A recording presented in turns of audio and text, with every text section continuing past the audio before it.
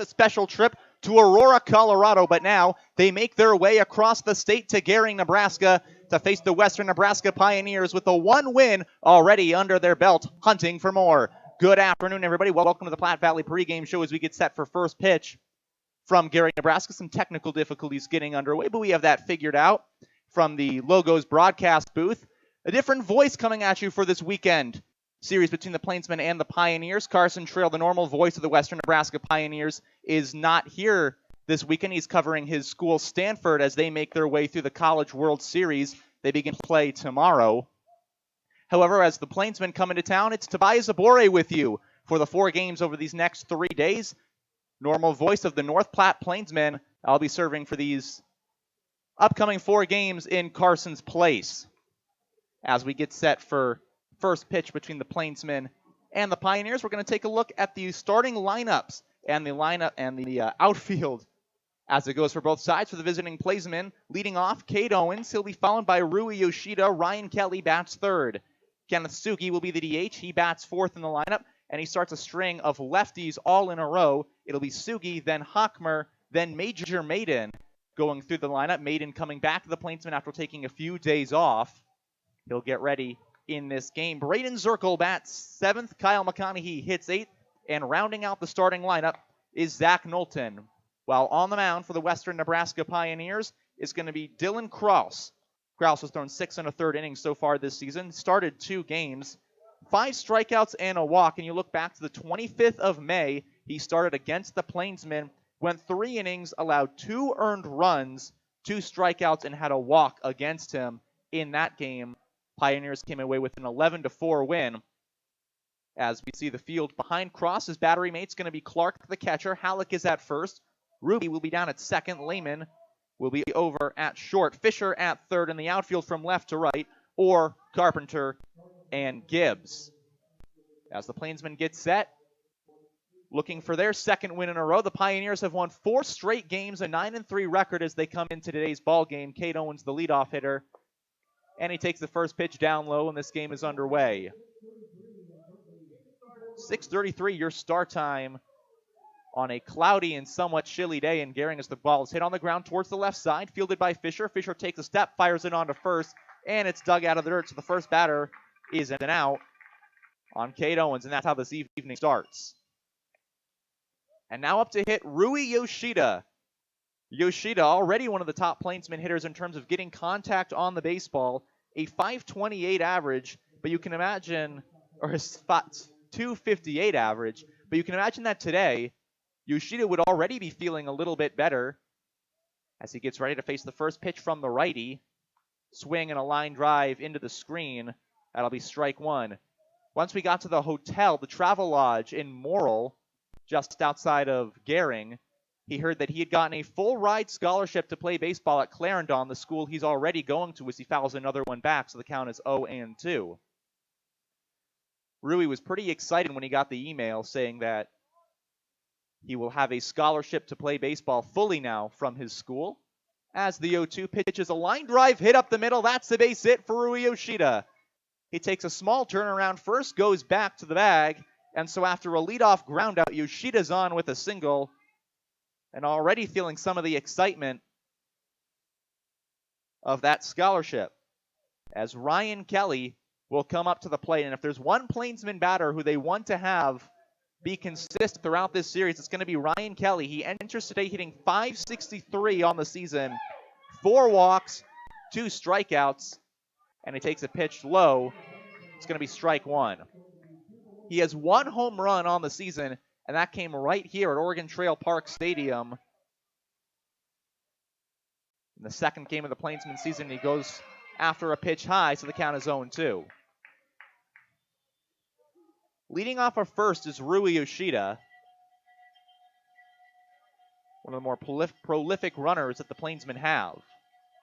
He's going to go before the pitch, step back, and they're going to have him in a pickle. Yoshida starts to go back towards first, and an easy tag by the second baseman, Ruby, and that's out number 2.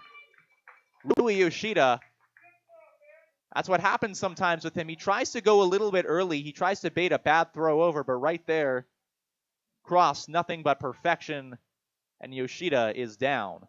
Now the 0-2 with nobody out is high, count is 1-2.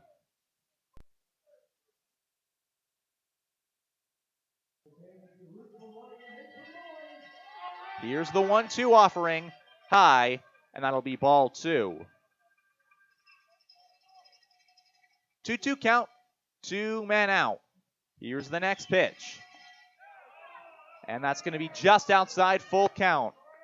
For more than 125 years, Wells Fargo Advisors has created wealth management and investment strategies aimed at achieving our clients' personal financial goals.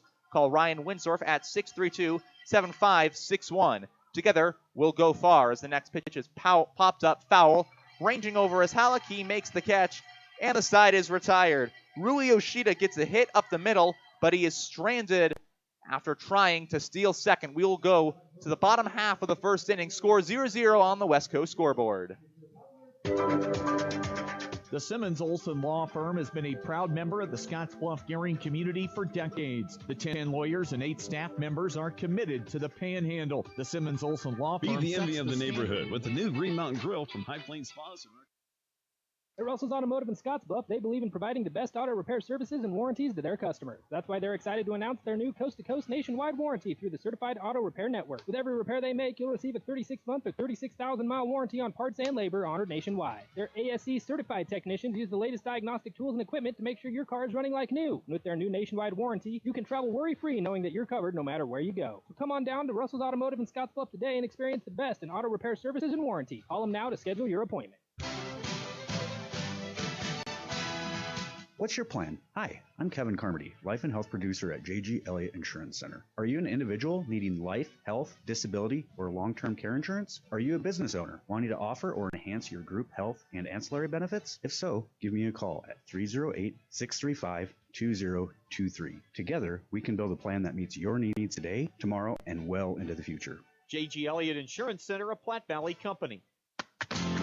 Platte Valley Bank can help you take advantage of every adventure. Whether your goals are to upgrade your vehicle or you have plans for a new business venture, we are here to help guide your financial journey. Our customized personal and business loan options can take you from everyday excursions to epic adventures. The path to success starts at Platte Valley Bank. You belong here. Platte Valley Bank, member FDIC.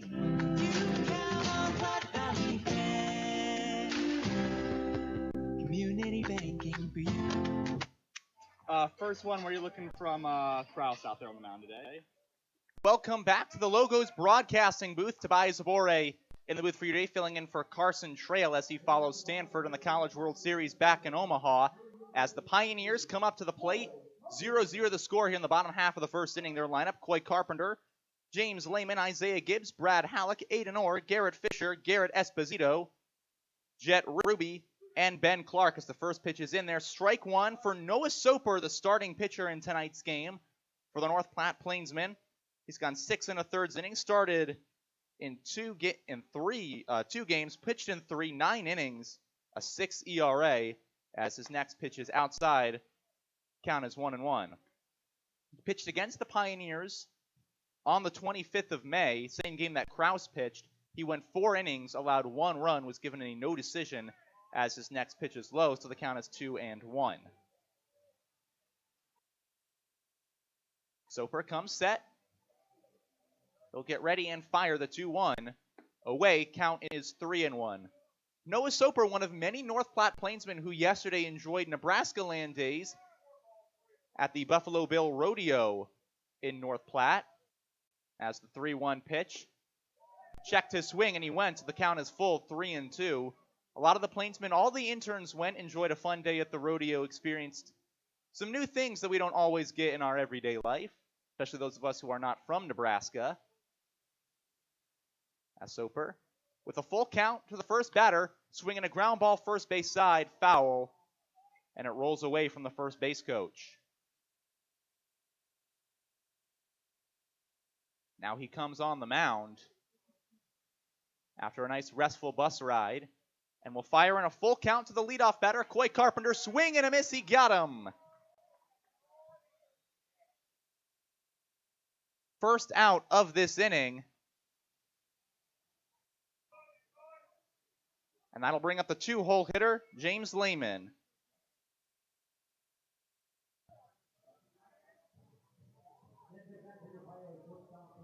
Lehman will now come up to hit.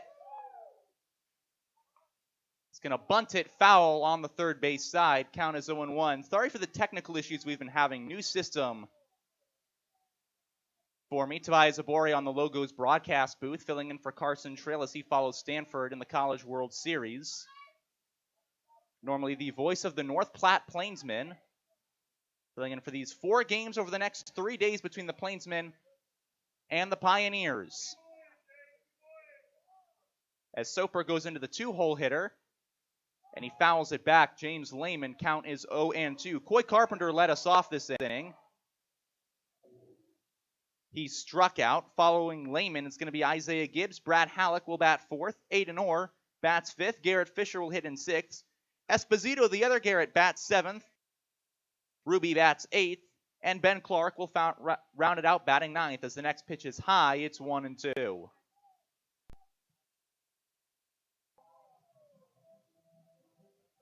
James Lehman, 4 for 7 on his season coming into today against Noah Soper, who gets the start for North Platte.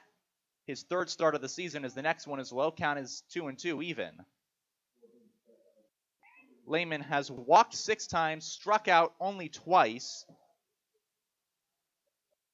As Soper will look to retire his 6th batter of the season on a strikeout, but Lehman able to hang on and foul it back, so the count stays 2-2.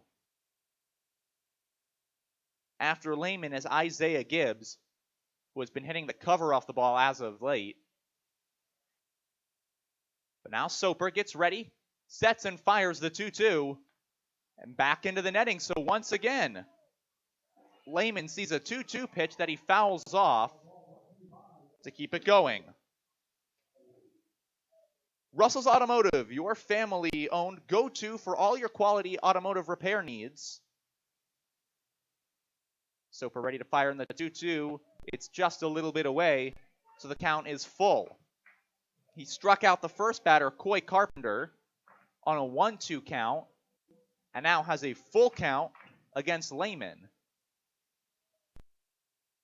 Soper kicks and fires. Up the middle, that'll get through the hole, base hit into center field. Lehman is on for the Pioneers after the strikeout, and I'll bring up Isaiah Gibbs, hitting .429 on the season, 15 hits, 10 runs to his name already, 9 RBIs as we take a look at the Plainsmen defense. Kelly catching for Soper. Major Maiden at first. Kyle McConaughey is at third in the double play combination of Zirkle and Yoshida. The outfield left to right, Hockmer, Owens, and Knowlton. Yoshida and Zirkle playing up the middle. Just a little bit out of double play depth as the first pitch is in there for strike 1. Lehman has stolen 2 bags this season. He's also been caught out trying to steal a third base. As Soper comes set, checks down the runner back at first. Tag is not in time as Lehman gets back. Count is 0-1. He'll fire this one. It's a little looper hit into right field. That ball's going to drop in front of Knowlton. That's a base hit. Over to third goes Lehman. Knowlton cuts it off.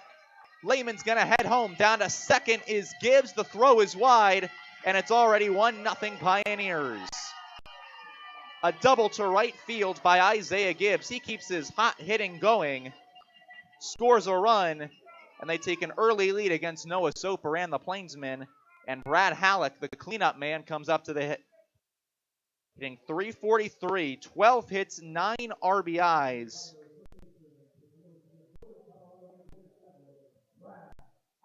This season. As Soper tries to get the second out of the frame, the infield plays back in its normal positioning. As Soper, the righty, steps off, facing the righty Halleck. Checks in for the sign. Got it, throws the first pitch, and it's going to be just away, ball 1. Count is 1-0.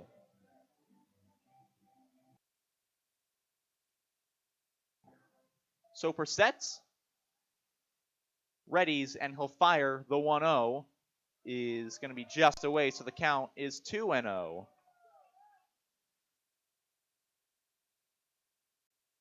Halleck, the sophomore from Greeley, Colorado, goes to Northern Colorado University, a transfer from Lamar Community College. He went 5 for 23 at the plate for Northern Colorado, and he swings and fouls that one off towards the right side. Gets out towards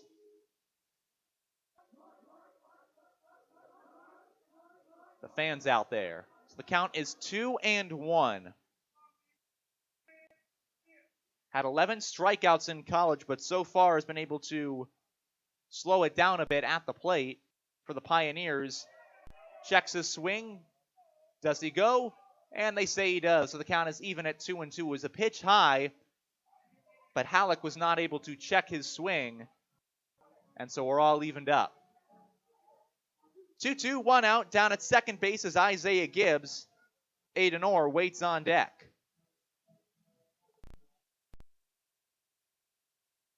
Soper checks back, and he'll kick and fire home. Swing and a miss, he got him.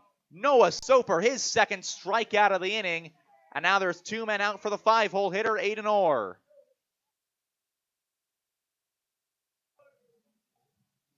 Aiden Orr, the commit at Oakland University in Michigan. He just graduated from high school. He's hitting .321 already on the year. Has 2 home runs to his name, and he takes the first pitch. Going to be a little off the plate, so the count is 1-0.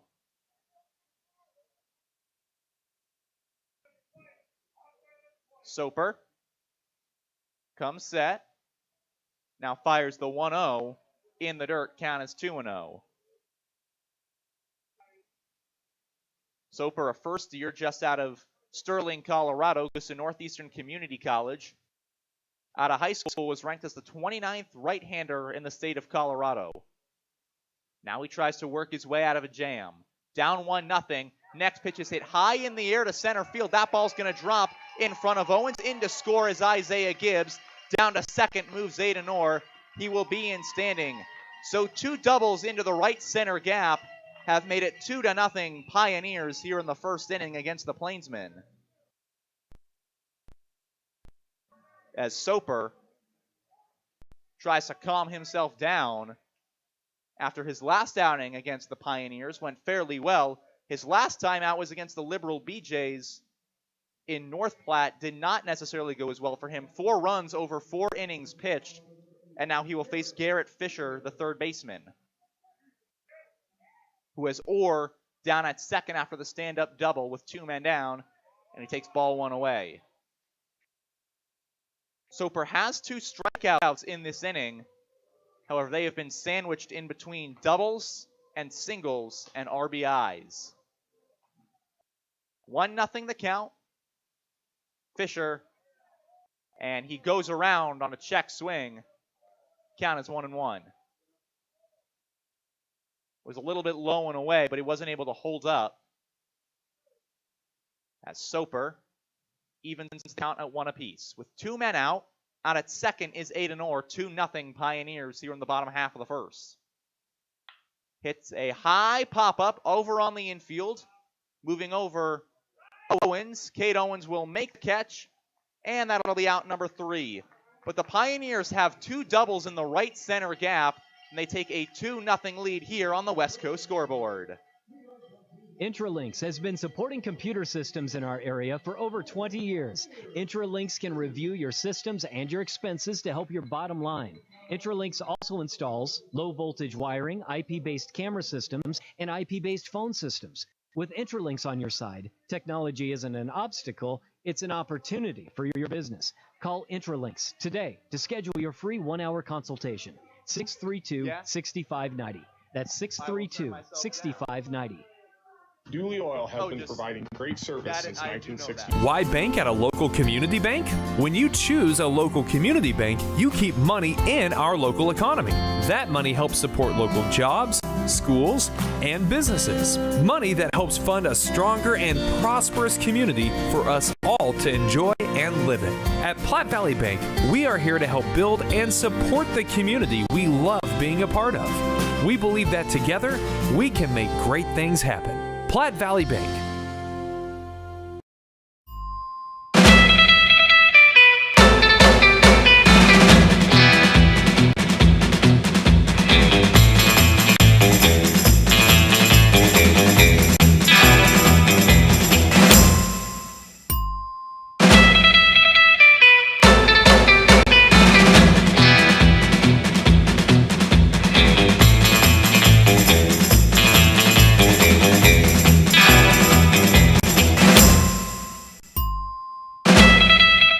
welcome back as we have a quick inning break. Up to hit Kenneth Sugi for the Plainsmen. 1-1 the count. Here against Kraus. As the next pitch is inside, almost hit Sugi. Count is 2-1. Sugi coming into this game 0 for 7 for the Plainsmen. Has gotten on base once. That was against the Colorado Tribe. In his last game, he walked and reached on an error as part of their 12-1 win. As the next pitch was high, it's 3-1. Kraus comes in, throws it outside, ball 4. So Kenneth Sugi still yet to find his first hit in a North Platte uniform, but he'll make his way down to first on his second walk, and that'll bring up Nick Hockmer.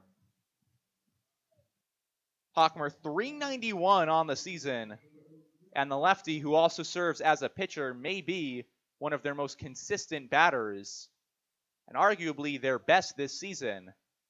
As he swings at the first pitch, it's a ground ball over to Ruby at second. He's going to have one play. It's going to be at first. Sugi goes down to second, but a 4-3 put out for out number 1. Contact Jennifer Uraldis, your local 5-star lender with Castle & Cook Mortgage. For a simple, friendly, and fast loan process for your home purchase or refinance, contact Jennifer today. Castle & Cook Mortgage, the key to your castle. As Major Maiden, the lefty, comes up to hit for the Plainsmen. He had a few games off, as now he makes his way back to the team, and he takes the first pitch high. It's ball 1. He'll be hitting in the 6 hole today, playing first. Has struggled a little bit to start the season, hitting only 188, a 250 slugging percentage. They're still waiting for Maiden's power, as the next pitch is away as well, so the count is 2-0. But when he is right, there is arguably no hitter on this Plainsman staff who is better than Major Maiden. As the 2-0 is strike 1, just catches the outside part of the plate.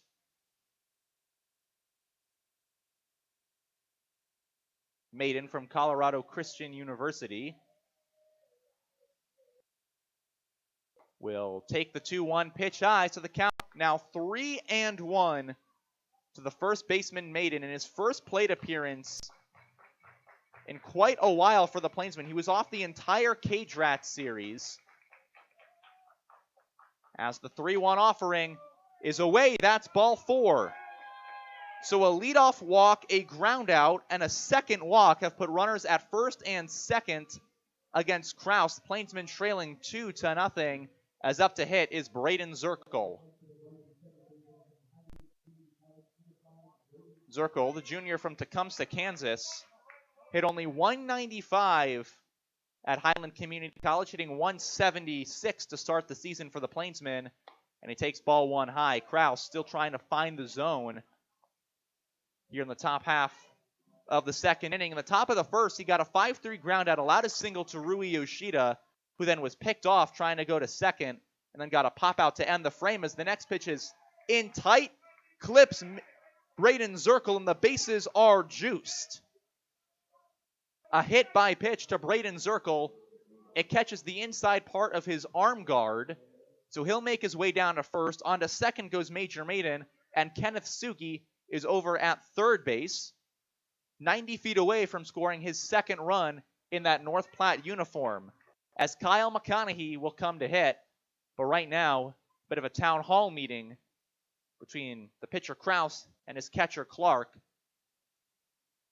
as they try and settle him down. Floyd's Truck Center, your commercial farm and feed truck center, representing Freightliner, Western Star, and HARSH. 322 South Beltline Highway East in Scottsbluff. Alex Clark will settle down behind the dish with the bases loaded for McConaughey. He's driven in 5 runs on the season. He's also struck out 5 times, has a .214 batting average entering today's contest. As the first pitch from Kraus is in tight, it's ball 1. He has struggled with his command throughout this second inning. 2 walks and a hit by pitch have loaded the bases with only 1 man out as he fires in a strike to even it all up. His first strike since early in the count against Major Maiden. The 1-1 offering is away. Count is 2-1. McConaughey went 3 for 4 batting ninth against the Tribe on Monday. As he swings at the next pitch that was a little bit inside, fouls it back our way. Count is 2-2. And out here would bring up the 9-hole hitter, Zach Knowlton, and a much-needed second out to this frame. Next pitch is away, and the count is full, 3-2. Kraus tried to throw a bit of a changeup outside, and now the count is full with the bases loaded. Payoff pitch, swing and a high fly ball hit to left field, or moving back, settling under it. He will make the catch. Sugi tags. Throw to the infield is cut off. Runners hold. Sugi scores. It's a 1-run game. A sac fly to the left fielder Orr by Kyle McConaughey scores Kenneth Sugi. Major Maiden holds at second. Braden Zirkle holds at first. And in a 2-1 ball game with 2 outs, it's Zach Knowlton. As Kraus throws the first pitch in for strike one, so for the first time this inning, he starts a batter ahead in the count, 0-1. The first year from the University of Dallas out of Crossroads, Texas. Throws a strike, so the count is 0-2 with 2 men out.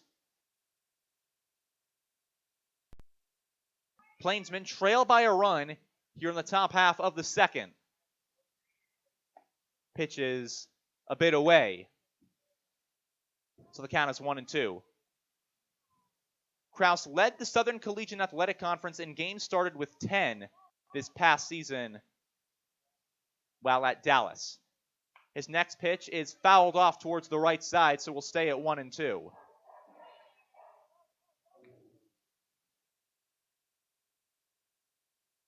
Braden Zirkle is at first. Major Maiden down at second. As Kraus comes ready, sets, looks back, and he'll fire. The 1-2 high, ball 2. And a nice job by Clark getting up out of his catcher stance to haul it in. Or else Maiden may be down at third as he was itching to go. 2-2, 2 out, 2 on here in the second. 2s all around. Infield in normal depth. Pitch is inside, count is full. To the 9-hole hitter, Zach Knowlton, as he tries to reload the bases or get a favorable pitch in the gap that could tie it up. Plainsmen trailing by a run. Full count pitch, foul tipped into the glove of Clark, so that will be out number 3, but the Plainsmen get a run on the board. It's 2-1 Pioneers as we go to the bottom half of the second inning here on the West Coast scoreboard. Who is Hydrotex? Hydrotex manufactures and distributes over 300 different high-performance lubricants, including fuel conditioners, hydraulic and transmission fluid, and more. We've been helping customers improve their operations for more than 80 years with products made in the USA. We sell directly to customers and can even deliver right to your door to offer excellent service and value. Our products are made to exceedingly extend drain and grease intervals to reduce maintenance and labor costs to improve the budget. Whether you're in a factory, farm fleet, or like to go fast, Hydrotex is here to help. Visit your local Hydrotex dealer in person or online today. We can sum up McDonald's new crispy chicken sandwich in one word. Crispy. But also juicy and tender. Okay, it's crispy, juicy, tender. All one word. But then, also pickle. Oh, and potato bun, which is 2 words. Okay, we can't sum up our new crispy chicken sandwich in one word, so you'll just have to try it to understand it. Order ahead on the McDonald's app at participating McDonald's. Ba-da-ba-ba-ba. Die each day waiting for organ transplants, most of them for kidneys? The good news is that MatchingDonors.com is helping to change that. MatchingDonors.com is a 501c3 nonprofit organization that links organ donors with people in desperate need of kidneys and other transplants. And now you don't need to donate a kidney to save a life. You can donate your boat, car, or real estate, with 100% of the proceeds going to help save the lives of people needing organ transplants. Visit MatchingDonors.com or call 800-385-0422. KNEB 960 AM and 100.3 FM. Welcome back to the Logos broadcast booth. By Zabore filling in for the voice of the Western Nebraska Pioneers, Carson Trail. Myself, the voice of the North Platte Plainsmen. It's the Plainsmen, the Pioneers, set to play 4 games in 3 days here at Oregon Trail Park Stadium. As the Pioneers lead 2-1 going into the bottom half of the second inning. Garrett Esposito leading off against Noah Soper. First pitch is swung on, fouled back into the mesh. Count is 0-1. Esposito, the DH today, 381 on the season, has 6 runs to his name, 6 strikeouts as well, 2 home runs under his belt as the next pitch is well high from Soper as he loses the grip on his fastball. Count is 1-1.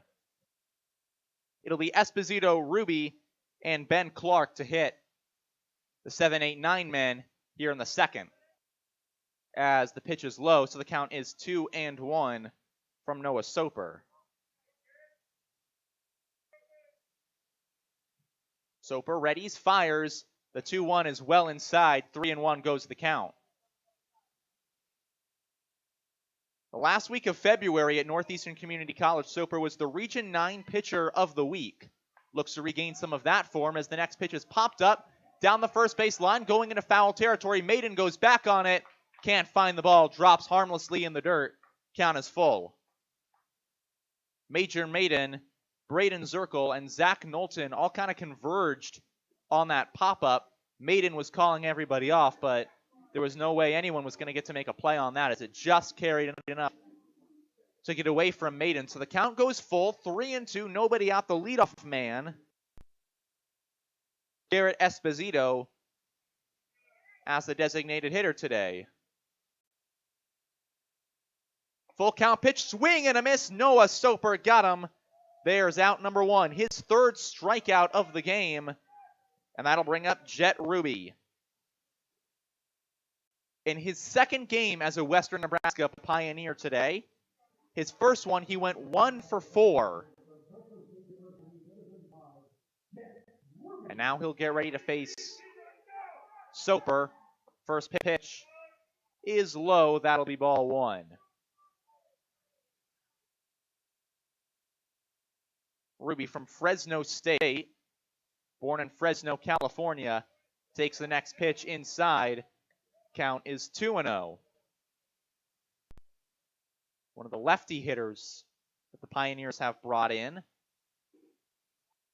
As he takes another pitch inside, count is 3-0. Ruby is playing second base today, as he faces a 3-0 offering from Noah Soper after the leadoff strikeout. And he takes, that'll be strike 1. Soper throws a fastball and it just gets over the plate. So he's working his way back now. 3-1 the count. 1 man out from Soper to Ruby. Swinging a ground ball, foul off the right side. Maiden lunges at it, has no play, count is full. Dooley Oil has been providing great service since 1968. They are your distributor for premium Shell lubricants and house fuel additive. Wyoming, Nebraska, and Colorado. Extreme diesel fuel provider for the 3-state region. Ruby readies in the left-handed batter's box in a 3-2 count against Soper. Soper fires the full count. That is away, ball 4, so he walked him. Ruby finds his way down to first base, his first walk in a Western Nebraska uniform, as Ben Clark comes up to hit. Both teams wearing black uniforms today. The Plainsmen with their green NP hats, gray pants. The Pioneers in their black WN hats and their white pants. As the first pitch is away, ball 1, throw down to first, trying to backdoor the runner.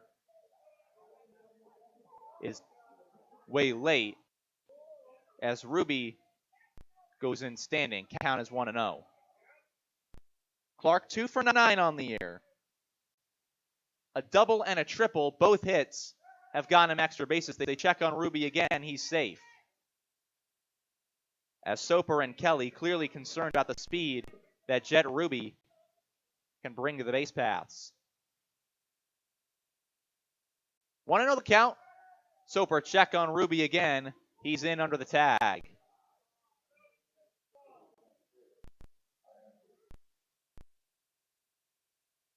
Soper comes set, and he'll fire the 1-0 towards the plate. A high pop-up on the infield. Braden Zirkle moving over into the outfield grass, reaches up and makes the grab. There's out number 2. Clark was a little late and well under that ball as he just popped it up to Braden Zirkle. Had to take about 6 steps to his left. And the second out of the inning will bring up Coy Carpenter, who started this game with a strikeout before the Pioneers scored 2 in the bottom of the first. As Ruby leads off of first base, check on the runner. He's back in time. The third pickoff move that Noah Soper has attempted against Jet Ruby, as the first pitch to Carpenter is fouled off towards the left side, gets into the Pioneers dugout. So the count is 0-1.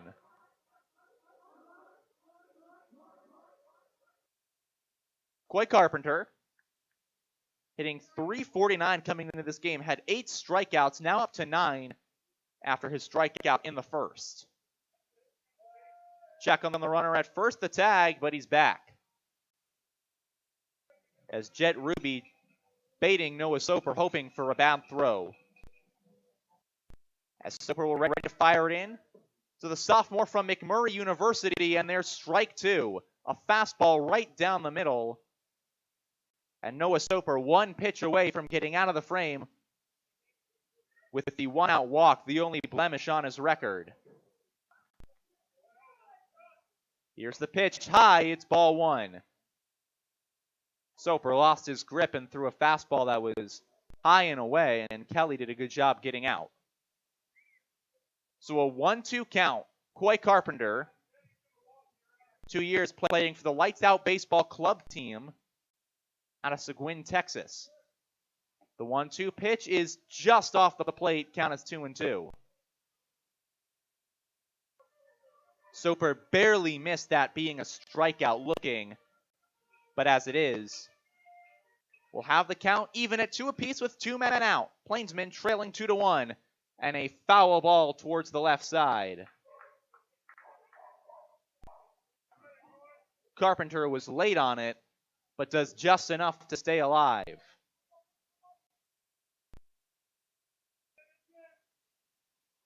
Soper sets, gets the sign and fires. There's a ground ball up the middle, slow down on the infield. Yoshida, the shortstop, makes the play. He'll have no throw. Down to second goes Ruby, and an infield single for Coy Carpenter. And that was something that was to note in batting practice today. Ground balls on the infield were slowed down considerably due to the infield grass. So those plays that take a couple of hops before they reach the dirt are going to be all that much more difficult, as Rui Yoshida charged it. But combining the speed of Carpenter and the length of the grass made it that no play was going to get to happen. So now it's James Lehman who singled and scored in the first inning. And he'll go after the first pitch and hits a ball that's just foul up the first base line. Maybe by about a hop or two. Squeaked by the first base bag. So the count will go to 0-1 with 2 men out. At first base is Coy Carpenter after the single. At second is Jet Ruby after his walk with 1 man out. And Soper steps off the mound. Stepping back into the box is the lefty Lehman from Wofford College. He was the 7th-ranked shortstop out of high school in the state of South Carolina. As Soper throws a changeup for strike 2. Lehman, a 3-sport athlete in high school, is a quarterback and a wide receiver on the football team and a guard on the basketball team. His mom played basketball at the College of Charlton. Dad played tennis at Western Carolina. The 0-2 pitch, away. It is 1-2 with 2 out. So Soper has gotten into 0-2 counts, but is, in this inning, only gotten 1 strikeout. The last batter, Carpenter, was in an 0-2 count. He worked a 2-2 and eventually got a single on the infield.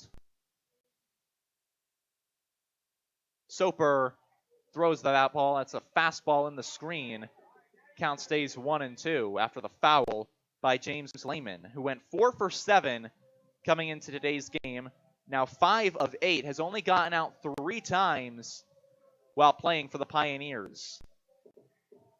1-2, 2 men out, 2 men on, 2 runs already across for the Pioneers here in the bottom half of the second inning. Pitch, a ground ball on the infield for Braden Zirkle. He'll field it cleanly, throws it onto first. That's in plenty of time. The inning is over. Two men reach, a man goes to scoring position, but nothing comes across. Plainsmen will send it to the third, trailing 2-1 here on the West Coast scoreboard.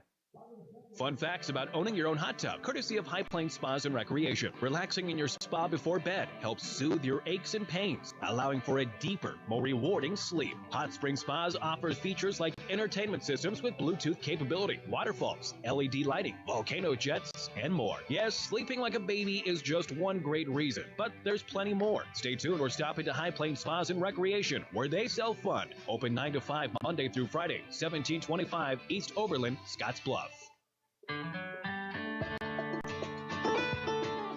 Garden Fresh strawberry sweetness at Perkins. You know it the moment you step in the door. Perkins Restaurant and Bakery welcomes you, and right now enjoy Perkins Strawberry Freshtival. Strawberry waffles, French toast, pancakes, and crepes. Fresh strawberry, walnut, and grilled chicken salad, and end your meal with a piece of fresh strawberry pie. Summer means strawberries at Perkins. You've come to the right place. Perkins Restaurant and Bakery. Bring your appetite. We'll take care of the rest. Highway 26 and Avenue B in Scottsbluff.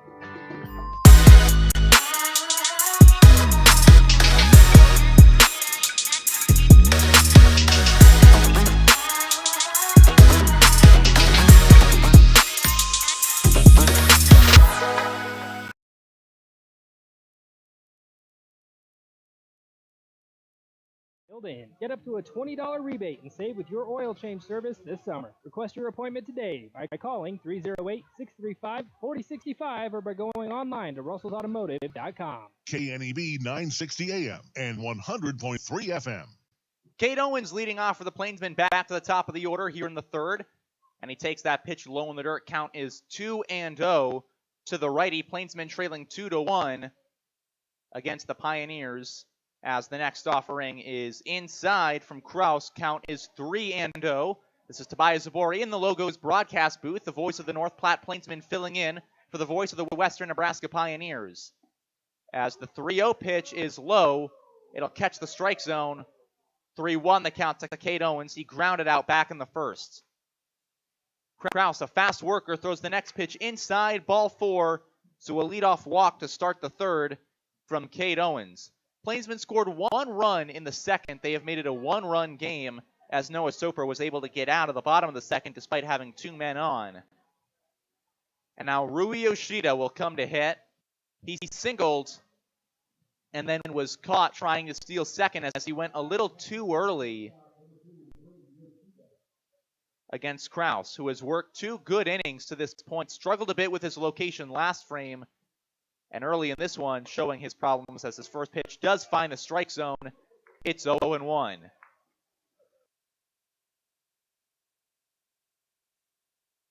Check on the runner at first, but he's back in plenty of time. It's the count now 0-1 to the righty Rui Yoshida from Clarendon College out of Tokyo, Japan. And he takes that pitch just on the plate, so the count is 0-2. A fastball that nicks the inside corner. To the 2-hole hitter, Rui Yoshida, trying to move Cade Owens after the leadoff walk. Next pitch, a swing and a miss, and there's out number 1. The second strikeout of today's game for Dylan Cross comes against Rui Yoshida, and now it's Ryan Kelly. Kelly popped up to the first baseman, Bradley Halleck. That ended the first inning. Check on the runner at first. He's underneath the tag.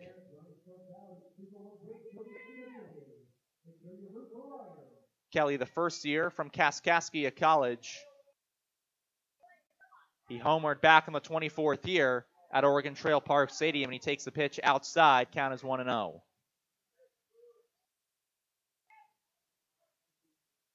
Kraus, the righty, waits with Owens on first. He will fire this one in. Pitch is high. They will look back at the runner, but the throw is a little bit to the left of the bag, so there will be no tag by Halleck. Count is 2-0 to Kelly. Cade Owens has stolen 8 bases this season, which is certainly in the mind of Kraus and Clark. Pitch is well inside. It catches the back of Ryan Kelly. So 2 on and 1 out. And a fastball that caught him square between the 2 and the 5 on the back of his uniform. And now it's Kenneth Sugi with 2 on and 1 out. And what a time it would be for Sugi to get his first hit in a North Platte uniform. 0 for 7 at the plate. He has 2 walks, including the one today. For the North Vancouver native, as the pitch is inside, catches him on the top of the foot, and the bases are loaded. Down to third goes Cade Owens. Over to second is Ryan Kelly. 2 hit batters in a row, and Krause, who started this game with good control the last 2 innings, has not been able to find it, and they're all filled up for Nick Hochmer, who was hitting .391 on the year coming into today. He grounded out to the second baseman, Ruby, for the first out of the second. The infield is in double play depth. The first pitch is a swing and a miss. That's strike 1. Hochmer has driven in 6 runs, and with 1 swing in the back could do a lot more damage here, but he takes a fastball inside. It's 0-2. Catches the plate. 0-2 the count. 1 man out. Here's the payoff pitch to Hochmer. High, 1-2. Hochmer trying to bring the Plainsmen a lead. Swing and a line drive. That'll get back up the middle. That's the base hit. That will score Cade Owens. Down to third goes Ryan Kelly. So the batters move station to station. We are knotted up at 2. A single that just went through the glove of Lehman. Couldn't do anything about it to left center field. Carpenter's throw nearly gets Kelly down at third. And that will bring up Major Maiden. He had his helping of cheesy potatoes against the Liberal BJs. And he takes strike 1 inside. For his performance against Liberal, the first game of the doubleheader on Western Wednesday, the Rocky Mountain Athletic Conference honored him as the count moves to 0-2 against Maiden. With the bases loaded and 1 man out, the pitch is away, count is 1-2.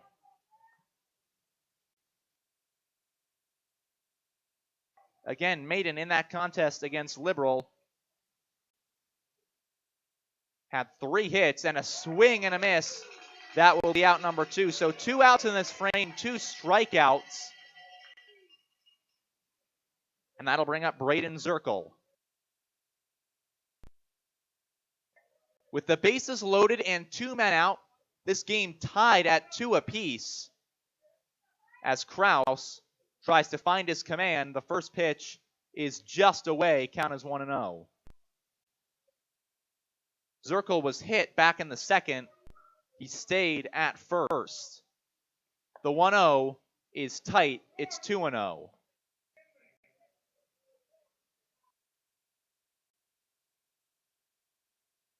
He hit 185 at Highland Community College this past year. And he'll foul that one off, getting off towards the right side and out of the field of play. So the count is 2-1. If Krause can get out of this inning, he can maybe give some momentum to the Pioneer bats as the 2-1 pitch is high. 3-1, and now in danger of walking a Plainsman lead.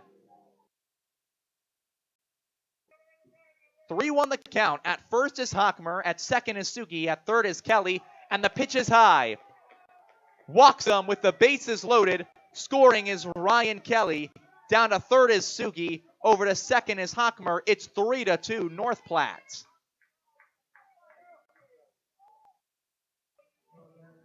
And now it's the 8-hitter, Kyle McConaughey. He had a sac fly to the left fielder Orr, and he takes ball 1 inside.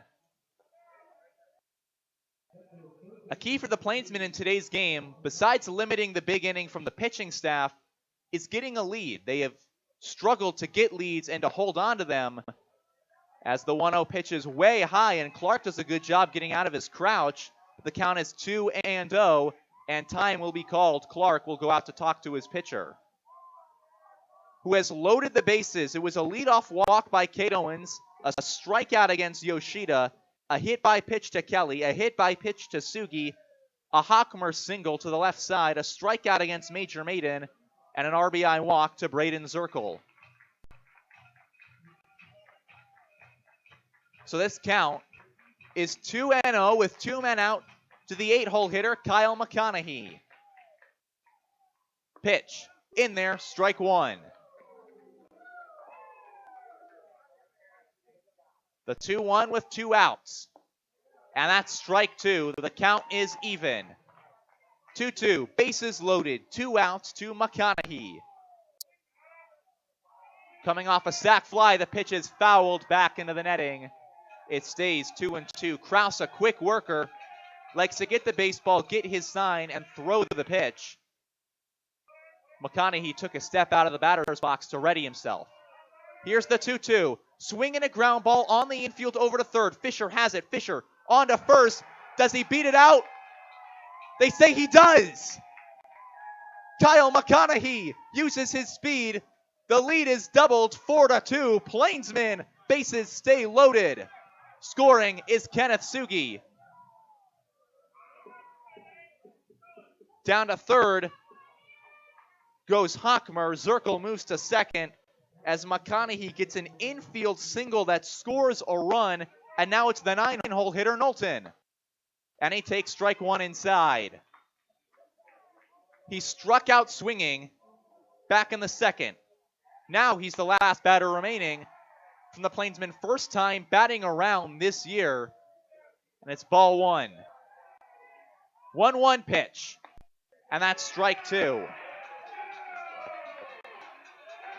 Kraus tries to get out of the inning with only the 3-run damage. Here's the 1-2, fouled back, stays 1-2. The Plainsmen did not bat around on Monday despite scoring 12 runs and nearly doing it in the 7th against the Colorado Tribe. This would be their first time if they can succeed here. Pitch is away, ball two. Knowlton trying to break out of a funk. Facing the 2-2 with 2 outs, and that is strike three looking. Kraus fires in a fastball, gets Knowlton, inning over, 3 runs. It is 4-2 here on the West Coast scoreboard. Advantage Chiropractic and Acupuncture in Scottsbluff supports the Western Nebraska Pioneers, treating your chiropractic needs from newborn to 100 years old. Dr. Levi Bowen can treat all your hurts, pains, aches, and injuries. If you're experiencing pain in your head, neck, shoulders, arms, mid or lower back, or down your legs, call for an appointment today. Advantage Chiropractic is also fully certified with Optum VA. If you know a veteran that needs chiropractic care, call Levi today. Advantage Chiropractic and Acupuncture, 308-633-1425. Go Pios. Right now,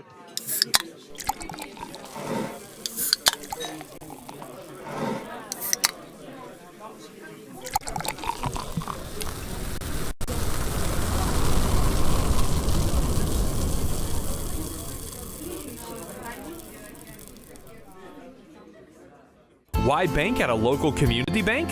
When you choose a local community bank, you keep money in our local economy. That money helps support local jobs, schools, and businesses. Money that helps fund a stronger and prosperous community for us all to enjoy and live in. At Platte Valley Bank, we are here to help build and support the community we love being a part of. We believe that together, we can make great things happen. Platte Valley Bank.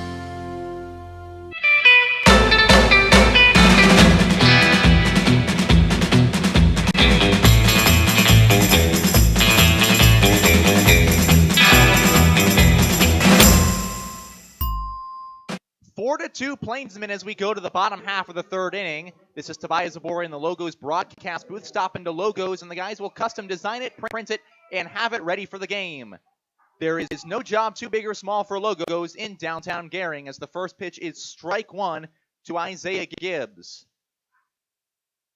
As Soper fires the 0-1 pitch, a high pop-up on the infield. Maiden into foul territory, so is Kelly, but they'll look and they'll let that ball clang off the bleachers.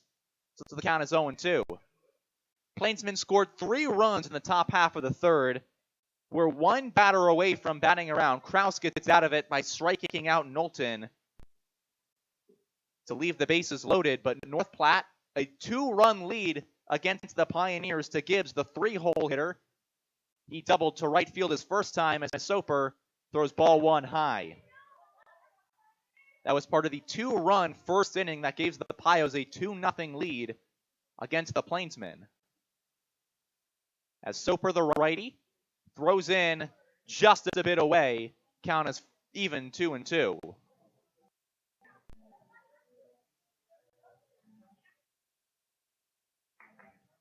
Gibbs from William Woods University out of Arcadia, Montana, will face a 2-2 well inside, nearly clips him so the count goes full. And after Soper started Gibbs 0-2, he has thrown 3 straight balls. Full count to the leadoff man. Swing in a high fly ball hit in the air to left field. Hockmer moving over, has room, and he'll make the catch. That's out number 1. Hockmer took a couple of steps towards his left, tracked it the whole way, and that'll bring up Brad Halleck, the cleanup batter. He struck out back in the first. That was Soper's second strikeout of the game. He has racked up 3 to this point. Halleck takes ball 1 inside. Count is 1-0. Nearly clipped the knees. 5 for 23 at the plate at Northern Colorado University. Had 1 multi-hit game this past season, and he takes ball 2 away.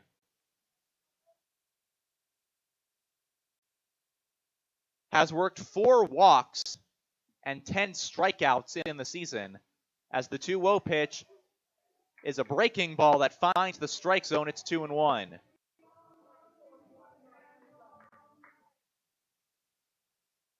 Soper sets with the 2-1. Fires a fastball inside, a fly ball to left field. Hockmer goes out, then back in. That's out number 2. Bit of an odd route by Nick Hockmer, the left fielder, as he started moving off towards his right, then came in on it. Looked like he couldn't quite read it, but able to make the catch. And so 2 flyouts to the left fielder will bring up Aiden Orr. He doubled to right. Had an RBI on that at bat back in the first. That made it 2-0 Pioneers. They now trail 4-2 as he hits a fly ball down the left field line, but Hockmeyer will not give it any more look as it goes out of play. Today's weather already better than the weather we had the last time the Plainsmen tried to play here in Gering. As that pitch is lined to right field, that's going to be a base hit. Knowlton slips but is able to recover before Orr can make a turn. So a 2-out single to right puts a man on. The weather back on May the 30th looked fine, and then the storm clouds rolled in. It was a lot of wind and a lot of rain. That game was postponed before we could even get to fielding practice. That will be made up later this weekend as Garrett Fisher comes to hit, with Orr leading off for first base. First pitch is a nice breaking ball, a slider that is away for ball 1.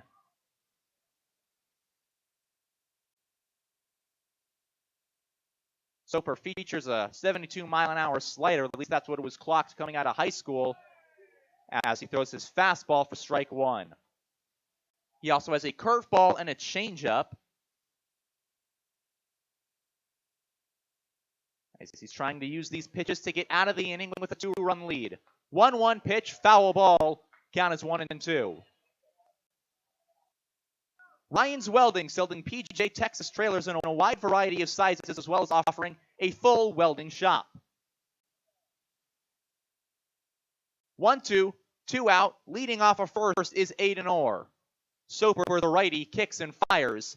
Swinging a little nubber back up the middle. Zirkle's got it. He'll flip it on to first. And a nice stretch by Major Maiden. Side retired. Score is 4-2 Plainsmen here on the West Coast scoreboard. Do you know that Melbita has a gas station and convenience store? Let me tell you about it. They have both gas and diesel at their pumps. All the little odds and ends you might need so you don't have to run back to town. You can grab some bagged ice as you head out for the day. With their full breakfast menu served from 7 to 10:30 a.m. and coffee, of course. They also have homemade cinnamon rolls made right there. A varying lunch menu is served from 11 to 1. Stop by Highway 92 Pit Stop in Melbita. We'd love to get to know you better. Who is Hydrotex? Hydrotex manufactures and distributes over 300 different high-performance lubricants, including fuel conditioners, hydraulic and transmission fluid, and more. We've been helping customers improve their operations for more than 80 years with products made in the USA. We sell directly to customers and can even deliver right to your door to offer excellent service and value. Our products are made to exceedingly extend drain and grease intervals to reduce maintenance and labor costs to improve the budget. Whether you're in a factory, farm fleet, or like to go fast, Hydrotex is here to help. Visit your local Hydrotex dealer in person or online today.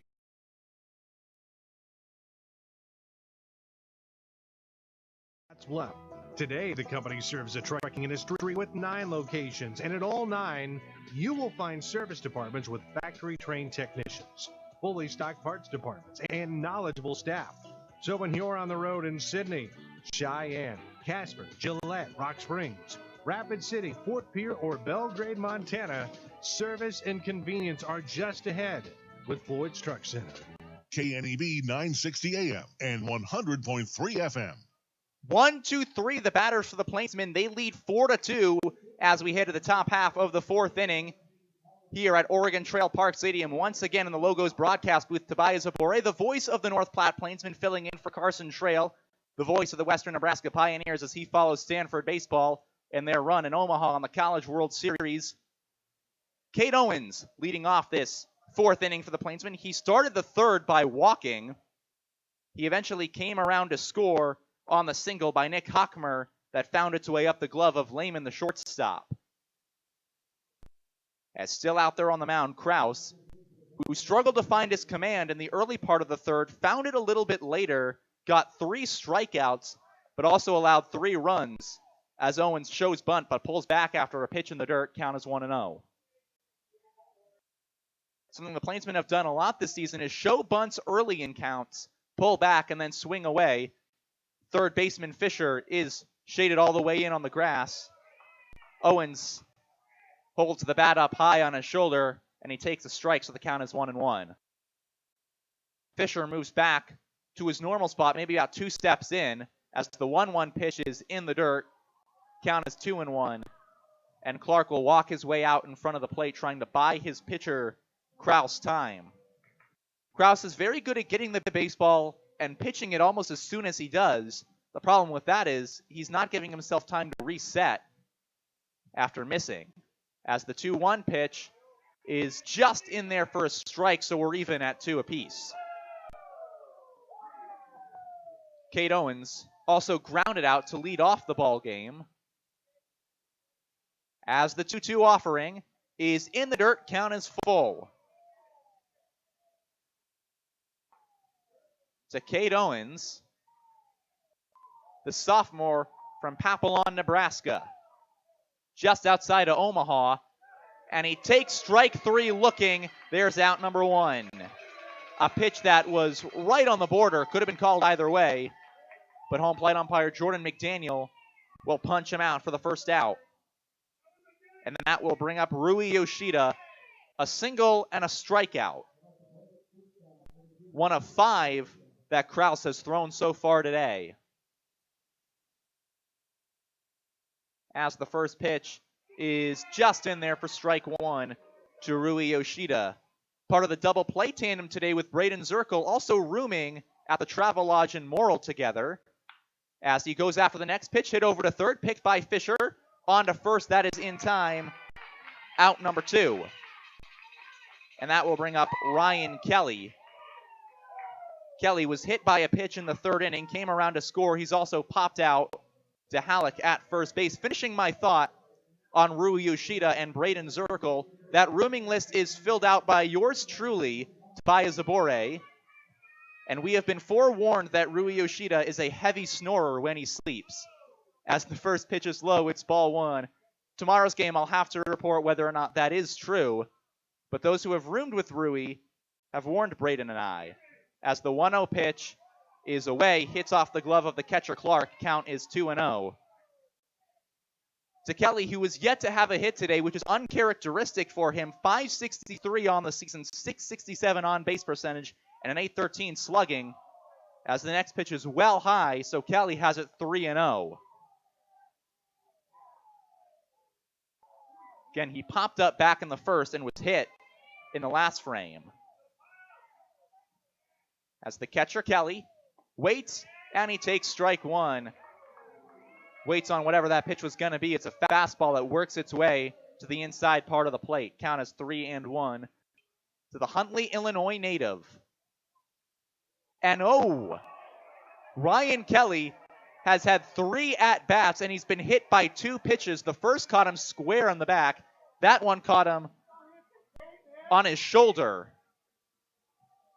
So he will make his way to first with 2 men out. And now Kenneth Sugi. Still no hits, but he has walked and been hit by a pitch. As the Plainsmen look to take advantage of the wildness of Krause's pitching thus far in today's game. As Krause's first offering is inside, nearly clips the belt of Sugi. Count is 1-0. Trans Systems, it's a sweet haul in this sweet community. DriveTeamGreen.com. Krause comes set, fires, and that is strike one. He's able to catch the inside part of the plate against Sugi.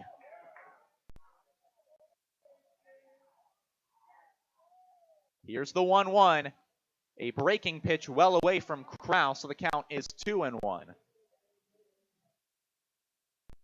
Dylan Krause features a fastball, a curveball, and a changeup. That was his changeup that broke away. He pitched a 4.20 ERA over 60 innings as Sugi, a hot line drive that gets off to the kids' play area down the right field line. So it's deuces all around. 2 balls, 2 strikes, 2 out.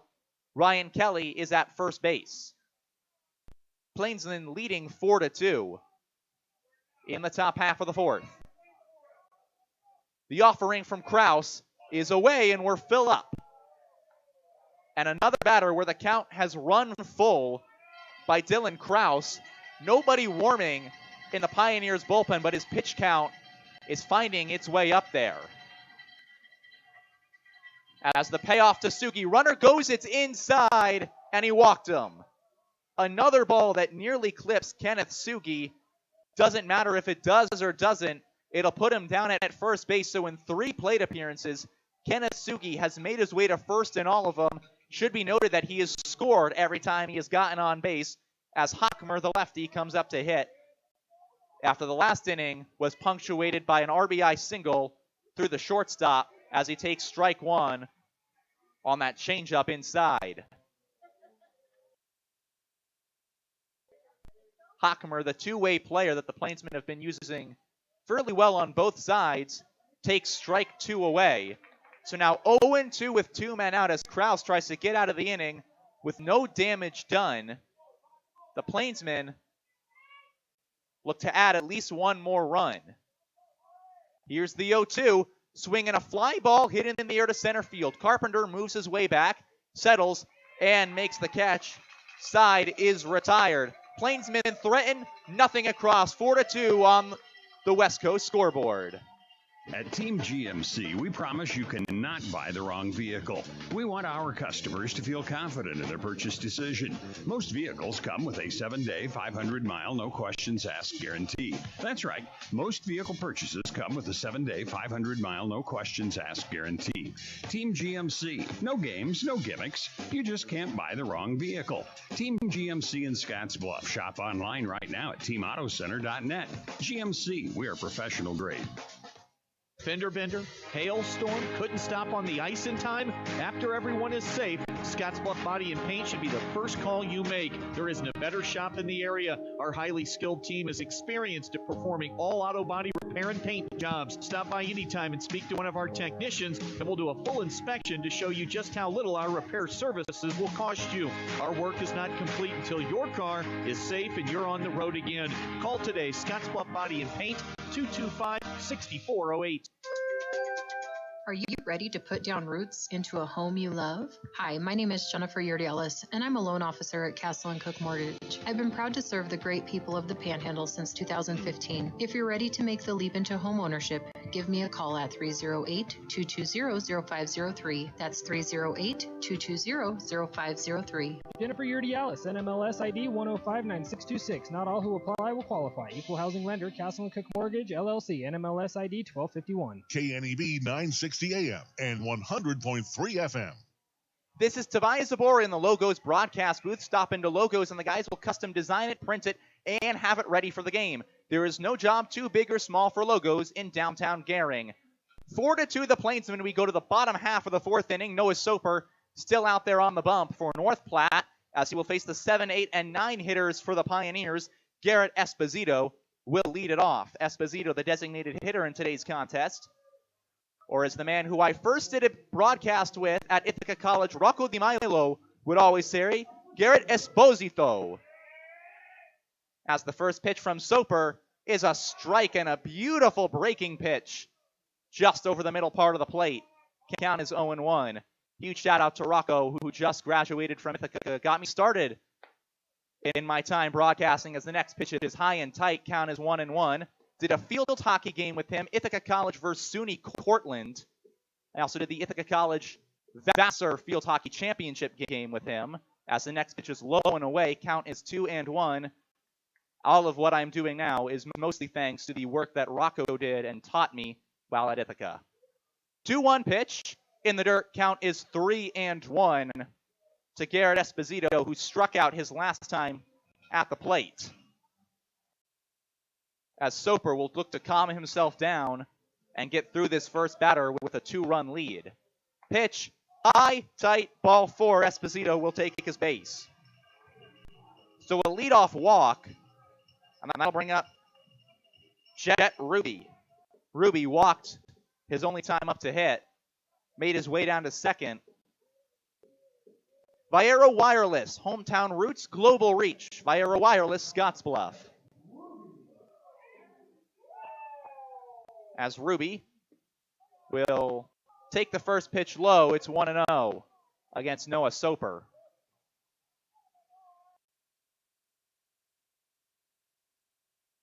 Soper looking in for the sign. Still waiting on it. As Ruby stays in the batter's box, looking back at Esposito at first. Here's the 1-0 pitch, and that is in there on the outside part of the plate. Count is 1-1. Plainsmen all on the top step of the dugout. They certainly had a nice ride over here on the bus watching Fellowship of the Ring on DVD. Part of that long bus ride from North Platte to Gering as the next pitch is low, so the count is 2-1. To the 8-hole hitter Ruby, who will be followed by Ben Clark, the catcher, and then the top of the lineup once more. As the 2-1 is away, so the count is 3-1. And after 3 solid innings by Soper, he is struggling to find his command here in the bottom of the fourth. Next pitch, and that is away. So Soper has walked back-to-back hitters to put them at first and second with nobody out for the 9-hole batter, Ben Clark. And Ryan Kelly will go out and have a chat with his starting pitcher, Noah Soper. Soper's longest outing of the season has only been 4 innings. He's done that twice. He did that on the 25th of May here in Gering. He also did that earlier in the season, his last start on June the 7th against the Liberal BJs. He faced a total of 20 batters. That was a season high against the BJs. Nearing that mark again as the corners are in for the Plainsmen. First pitch is low to Ben Clark. Soper definitely not happy with himself.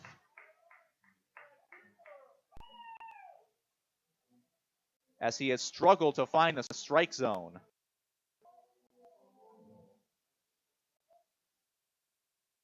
The 1-0 to Ben Clark. And that'll be 2-0. A fastball high and away. For the Plainsmen, I mentioned it a little bit earlier, a key in this game was going to be limiting the big inning. And almost all of their losses this season, the big inning has been what's doomed them. Right now, they try to avoid that. As the 2-0 pitch just catches the strike zone, it's 2-1. Clark, out of high school, had a perfect game grade of 8, was a 3-time preseason All-American in perfect game showcases. As the 2-1 is a high fly ball to center. Cade Owens moving in on it. He will run, loses his hat, makes the catch. There's out number 1. Owens started by taking about a half step back. I don't even know if I'd call it a half step. And then ran his way in, lost his hat, but he's able to snag the ball for the first out. That'll bring up the top of the lineup in Coy Carpenter. In fencing, I forget what we called the half step back, but there was a thing where you take a half step and then a full step forward. I do not remember the name of it, but if I can, that's exactly what Cade Owens did on that fly ball. As Carpenter, 1 for 2 on the day, his single back in the second inning put a man on as he fakes a bunt, but the pitch is high. It's 1-0. Major Maiden, already playing a couple of steps in, is now all the way in on the grass, trying to protect against the bunt. As McConaughey is about 2 steps shy of the grass, the middle infielders are in double play depth. Creeping towards the batter are the corners. Ground ball up the middle. Zirkel's got it. He'll have one play at first, fires, and that is in time. There's 2 men out. So Braden Zirkel gets the out the only way he can, and that's the short way. Down to second goes Ruby. Over to third goes Esposito. And now James Lehman will come to hit. He's got 2 in scoring position, 2 men out in a 2-run ball game. One swing of the bat here could tie it up. For Soper, one pitch could get him out of a tough inning with a 2-run lead. Lehman will take ball 1 low. He's 5 of 9 entering this at-bat on the season. 1 for 2 on the day. The infield is back to its normal position. McConaughey maybe a couple steps in at third, trying to compensate for the tall grass that's playing slow as the next pitch is away, so the count 1-1. Meanwhile, Major Maiden is playing all the way back at first, trying to protect against a hot line drive against the lefty in Lehman. 1-1 pitch. It is low in the dirt. Ball squirts away from Kelly. Down to score is Esposito. It's a 1-run game. Ryan Kelly couldn't corral the ball in the dirt. It skips away. A wild pitch. Scores Esposito, gets Jet Ruby to third, and makes the count 2-1. So 4-3 your score right now. Plainsmen still on top, but a 2-1 count with 2 men out. And the tying run 90 feet away in Ruby. Here's the pitch. Swinging a line drive to left field. That'll get down in front of Hockmer. Ruby scores easily, and we're all knotted up at 2. The leadoff walks to begin this inning come back to haunt Noah Soper. And this game is tied. After the Plainsmen scored 3 in the top of the third, they got out of the bottom half of the third inning. No damage done. But as it's always said in baseball, leadoff walks are the nemesis of any pitcher. And now Isaiah Gibbs will take strike 1.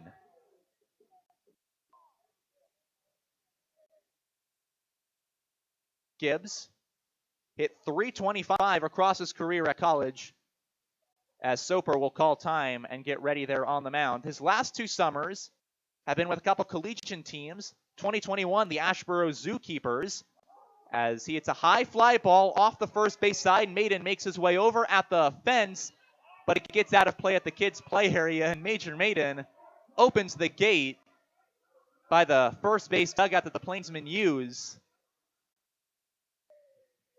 trying to get to that fly ball. So the count is 0-2. In 2022, Gibbs was with the Battle Creek Bombers of the Northwoods League. He struggled in Asheboro, but did very well for Battle Creek. As the next pitch is tight, count is 1-2.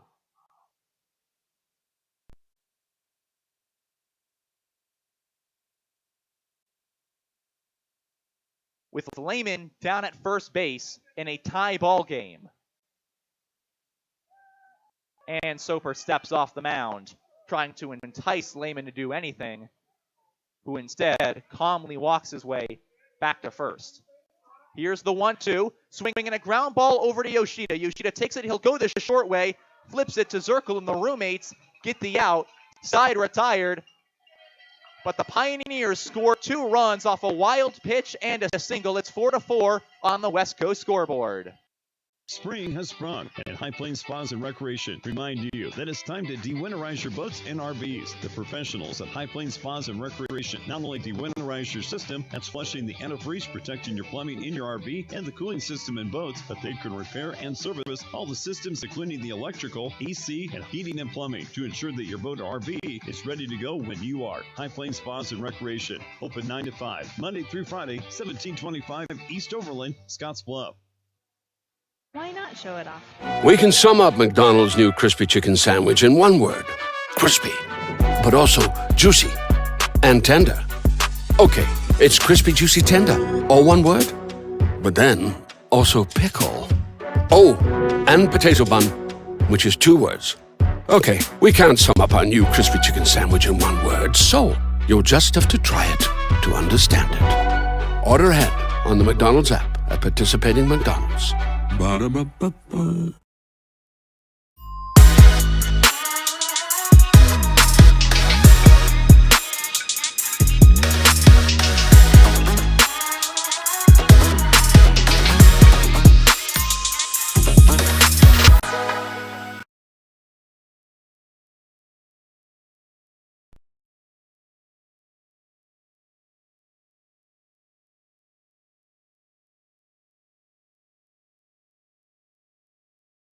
AM and 100.3 FM. In the Logos broadcast booth, 4-4 as we head on to the 5th inning here at Oregon Trail Park Stadium. The Pioneers scored 2 runs in the bottom of the first, 2 in the bottom of the 4th inning to tie it at 4 apiece, as the Plainsmen will bring 6, 7, and 8 up to hit with Krause still out on the mound. And if the 6th man is up, that means only 1 man can be hitting for North Platte, and that's the big lefty returning to the lineup, Major Maiden. Maiden goes after the first pitch. It's a high fly ball to center field. And Lehman, the shortstop, moves out under it. And there's out number 1. So 1 pitch, 1 out to Maiden. And that'll bring up Braden Zirkle, who in 2 plate appearances has earned his way on twice. One the easy way with a walk that drove in a run. The other a hard way. He was hit by a pitch back in the 2nd. Still hitting 176 on the season as he was entering today. Takes ball 1 low. And Zirkle will step out as Clark will deliver a new baseball to Krause while also having a bit of a conversation with him. Zirkle from Tecumseh, Kansas. Tecumseh is just outside of Topeka. Not near where the Plainsmen will be heading in Kansas this summer. As the 1-0 pitch is outside, count is 2-0 to the right-handed hitting second baseman. From Highland Community College, one of the players who Jared Jones brought over from his own school. As he swings through that one, fouls it back into the padding. Count is 2-1. The bottom of the order has been producing so far for the Plainsmen, excluding Knowlton in the 9-hole, who was struck out twice. Zirkle has gotten on twice as he swings through that next pitch. Count is 2-2. McConaughey has a sac fly and a single to his own name, but now the count is 2-2 with 1 man out to the second baseman, Braden Zirkle. Here's the pitch. High, and that's going to hit him.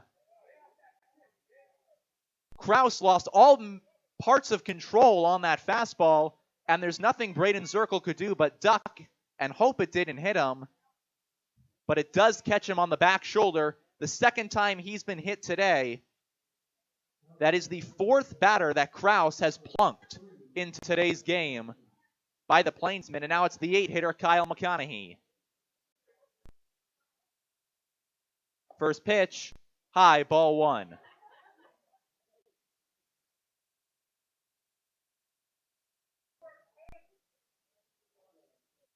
One-oh count to the 8-hole hitter Kyle McConaughey, playing out at third. Pitches in there for a strike. Throw down to first. Safe is the runner, Braden Zirkle. Clark tried to surprise Zirkle with a throw behind him, but Zirkle gets back in time. So he'll stay at first on a 1-1 count with one man out. Here's the payoff. In the dirt, ball 2.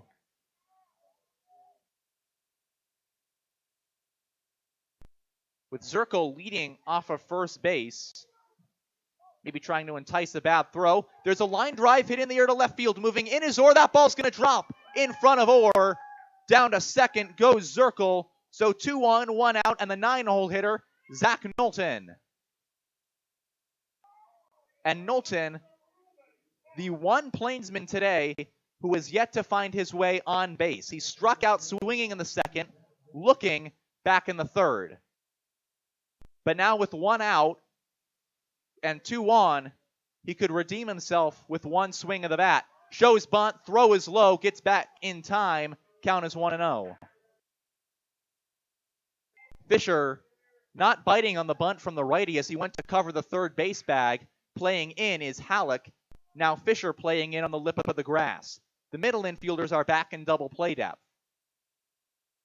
As the 1-0 from Kraus, bunt shown, throw is outside, 2-0. Knowlton has been doing a good job of holding off on the bunt when needed be. And now in a 2-0 count, Fisher is playing a little bit back of where he was last time. Halleck is still well in on the grass. Shows bunt in front of the plate. Gets down, picked up by Clark onto first. They will have him, but the runners advance. So 2 out and 2 in scoring position for the leadoff man, Cade Owens. A nice little sack bunt that moves 2 men up. And Owens, who's 0 for 2 on the day, he walked in the third, scored a run in that frame, but he struck out looking to lead off the fourth. Now he comes up with 2 out. The go-ahead run 90 feet away, and a run that would make it a 2-run ball game at second against Kraus, who is working his 5th inning. There are people warming up in the Pioneers bullpen as the next pitch is in the other batter's box, but a nice stop by Clark keeps it 1-0 with the runners staying honest. Plainsmen getting Nikolai Arbach up and warming, but not really throwing any baseballs at this point. As the 1-0 pitch, the leadoff hitter Owens is away in the dirt. Coming home is Braden Zirkle. He crosses the plate, and the Plainsmen lead again, 5-4, North Platte. Zirkle scores. Down to third is McConaughey on the wild pitch, and just as the wild pitch helps out the Pioneers to tie the game, it helps the Plainsmen regain the lead in the next frame. So 2-0 the count with 2 men out. Down at third is Kyle McConaughey. Plainsmen leading 5-4 here in the top half of the 5th. As the pitch to Cade Owens, and that is off the plate inside, 3-0. And after starting this inning well, Kraus is in danger of putting him at the corners with the walk. And there's a fastball that he's able to put middle. It's strike 1. Owens taking all the way. You could tell by the way he was holding his bat, he was not interested in making a swing on it. As the pace is picking up in the Pioneers bullpen, swing and a foul ball off towards the right side. So we're filled up with 2 men out.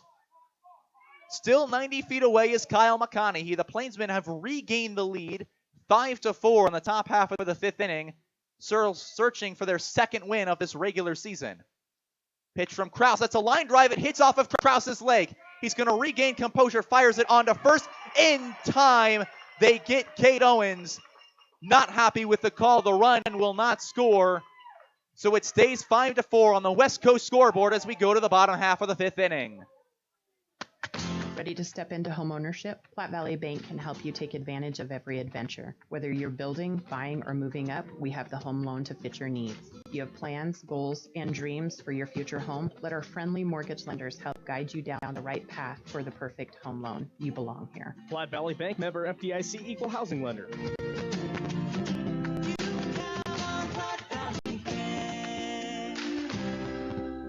Community banking for you. Dooley Oil has been provided.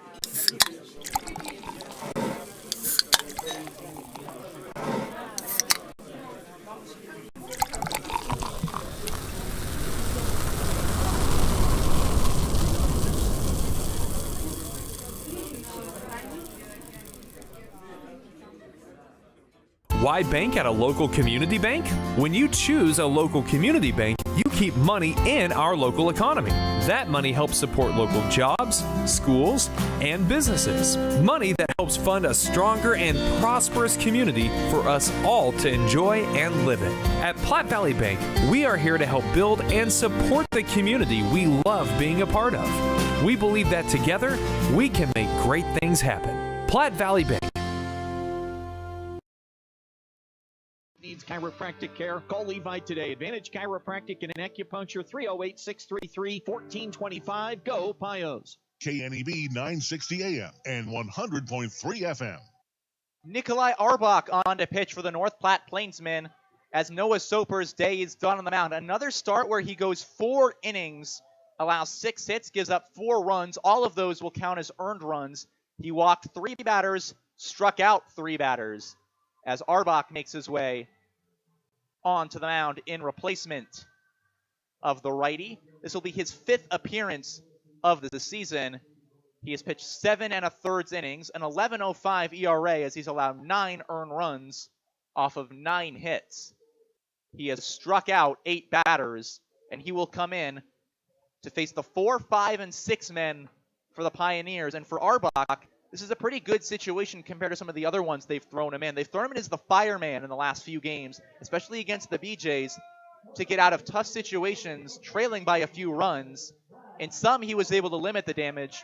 In others, he was not able to stem the tide.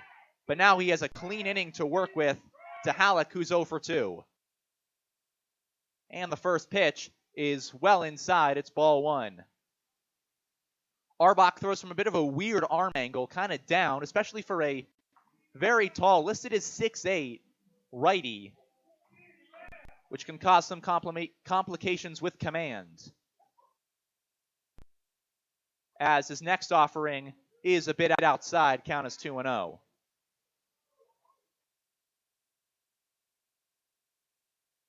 He had a good outing back on the 9th against the Cage Rats, went 2 innings, allowed just 1 hit, and put out a lot of damage. His next outing was 1 inning, allowed 4 earned runs, however. As the 2-0 pitch is a high fly ball foul off the right side, gets out of play. Count is 2-1. And those 2 outings have really been the duality of Arbach. As he comes set to fire the 2-1 in, to the first baseman batting in the cleanup role today for the Pioneers, trailing 5-4. Swing and a miss. That's strike 2. Count is even 2 apiece. Arbach took a little off of that fastball and just sneaks it in. Comes ready to throw in the 2-2 to the leadoff man, Halleck. Swing and a miss. He got him. Second strikeout of the day by Brad Halleck, and there's out number 1 in the 5th. And now Aiden Orr comes to the plate, and Orr was a tough out for Noah Soper. In the first inning, he had an RBI double to right center field. In the third, he had a single to right center field. And now the lefty comes up first time facing the righty Arbach. As Nikolai comes set, twists and fires, strike 1.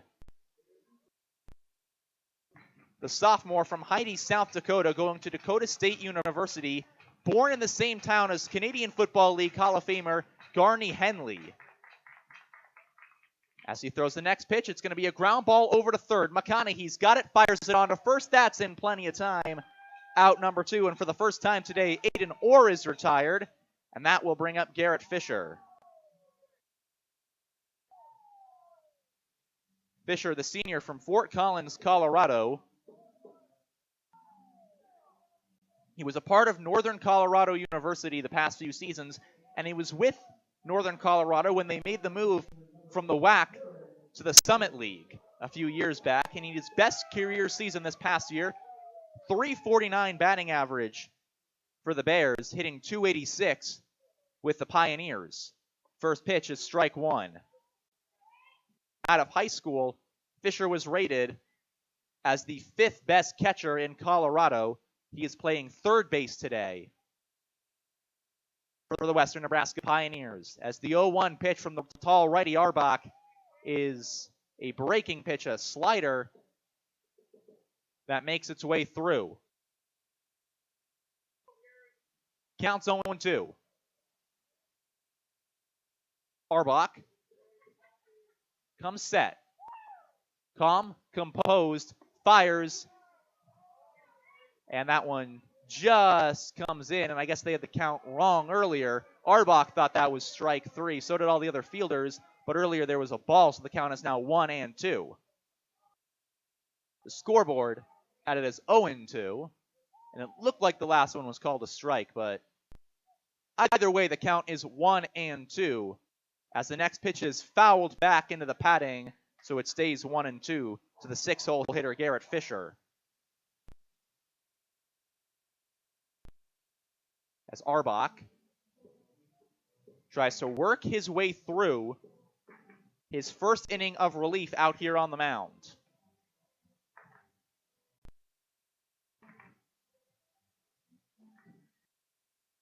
One-two count, 2 men out. Plainsmen lead 5-4 in the bottom half of the 5th. Arbach fires in a pitch, high and away. Count is 2-2.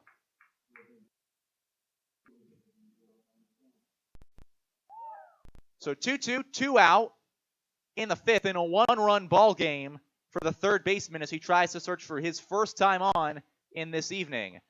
Fouls that one into the netting, stays alive. Fisher has walked 7 times this year. He has struck out 8. At college, he walked 16 times, struck out 20. As he likes to dig in pretty close to the plate, just at the edge of the right-handed batter's box. Here's the 2-2. Swing and a high pop-up, twisting foul off the first base side. Major Maiden running after it. He will give up chase as it heads off towards the Plainsmen bullpen. So the count is still 2-2. Major Maiden, Zach Knowlton, and Braden Zirkle made a valiant effort at the baseball, but it wound up right at the fence. 2-2, 2 out in the 5th. Arbach readies. The payoff to Fisher. Foul ball again. 3 consecutive foul balls by Garrett Fisher that have wound their way off the netting. So it's still 2-2, and he's making Arbach work in every pitch of this at-bat, and the longer an at-bat goes, the better for the hitter. 2-2, swing and a ground ball, fouled again. This one off the third base side, fielded by the Pioneers dugout. So much for a quick inning for Nikolai Arbach, and he has now been forced to work against the 6-hole hitter Garrett Fisher. One of 2 consecutive Garretts in the lineup. He is followed by Garrett Esposito. Arbach with the 2-2. Swinging a line drive. That gets through the left side, a base hit. The long at-bat pays off for Fisher. It's a single with 2 out. Kyle McConaughey could do nothing about it, but reach his glove out. And now the 7-hitter Garrett Esposito, who led off the 4th with a walk. He scored, as did Jet Ruby That made it a 4-4 game. The Plainsmen have scored since then to make it 5-4 in the bottom half of the 5th inning, with Fisher leading off of first. Swing and a miss by Esposito. That's strike one. Esposito goes to Kaskaskia College, the same school as many Plainsmen find themselves at, from Indianapolis, Indiana. Hit .239 with Kaskaskia. And the next pitch is in there, and it's 0-2. As Arbach will once again start a batter with 2 strikes into the count. This time, however, he tries to make it a shorter at bat. Arbach ready, fires in the 0-2, swing and a foul ball. And it just glanced off the glove of Ryan Kelly. He was unable to hold on to it. What would have been the foul tip. 0-2 the count, 2 out. At first is Garrett Fisher. Arbach comes set, and the tall righty will fire in the 0-2. Swing and a miss. He got him. Nikolai Arbach, 2 strikeouts in the inning, gets his way out of a 2-out jam. We will work our way to the 6th inning, 5-4 North Platte on the West Coast scoreboard. It's time to change up your pizza nights because Papa Murphy's now offers calzones. Whether you try their Buffalo Ranch chicken, pepperoni, and mozzarella or create your own, each one is hand-braided and filled with the freshest ingredients tucked into their scratch-made dough. Then you bake it to golden perfection so you can enjoy it hot out of your oven. It's the perfect addition to every take-and-bake occasion. So get your hands on a calzone today from Papa Murphy's. Order now at papamurphys.com. Look like a team, work like a team with professional uniforms from Ideal Linen and Uniform. Shirts, pants, coveralls, lab coats, scrubs, cook shirts, aprons, and much more. Ideal also offers flame retardant garments and feature the Ideal Connect tracking system. So when your uniforms are sent for laundry service, they will be tracked and returned professionally, cleaned and pressed. For a free quote and to see our entire line, go to ideallinen.com or stop by 506 South Beltline Highway in Scottsbluff. Locally owned and operated for over 100 years. The days of internet contracts and heavy fine print are over. It's time to experience hassle-free service with no contracts or hidden fees. That's the Allo promise. Allo Communications provides fiber internet, TV, and phone services with fair and no-nonsense pricing. All backed by a 30-day money-back guarantee, 24/7 local support 365 days a year, and a monthly bill you can count on. Don't settle for gimmicks. Settle for hassle-free with Allo. Visit us at allofiber.com/hassle-free. KNEB 960 AM and 100.3 FM. 5 innings, 5 runs, 5 walks, 5 hit by pitches, 5 strikeouts. Dylan Krause's day is done with 5s all around as we head to the top half of the 6th inning. Plainsmen leading 5-4, and it's the side-arming righty, Jacob Malazzi, on the bump. And he certainly comes out with a funky arm motion, throws, I don't even know if I'd call that sidearm, that's more of submarine. Similar to how Nikolai Arbach comes out, however, a bit different. Malazzi pitched on opening day for the Pioneers. That win over the Plainsmen to start the season back on May the 23rd. As leading off for North Platte, it'll be Rui Yoshida. He has 1 hit today on the day where he celebrates getting a full ride scholarship to play baseball at Clarendon College, a news he received when we reached the hotel in Morrill, just outside of Gering. And he swings after the first pitch, but fouls it off the right side into the North Platte bullpen. Count is 0-1. Malazzi is a sophomore from Decatur, Texas. Pitched at Bethany University, 36 innings, had a 6.25 ERA and 20 appearances. Had 1 save on the season. As he throws the next pitch, and it's going to be a high pop-up foul off the right side. And so it'll be 0-2 when we do it all again.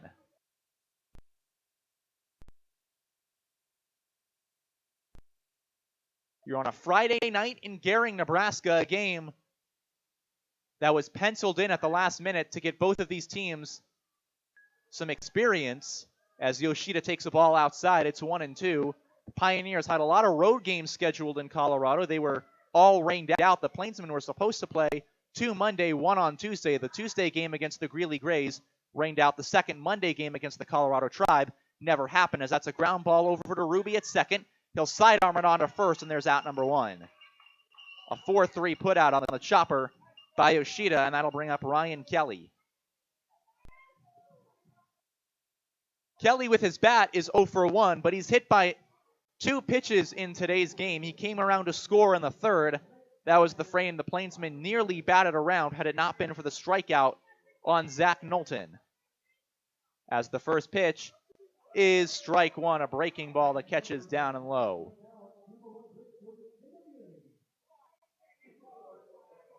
On the 28th of May, Malazzi pitched against the Cage Rats as the next pitch is low and away.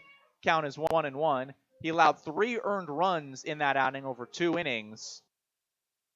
And that's kind of the conundrum when it comes to side dealers. As the 1-1 pitch is skied in the air to right, Gibbs makes his way back.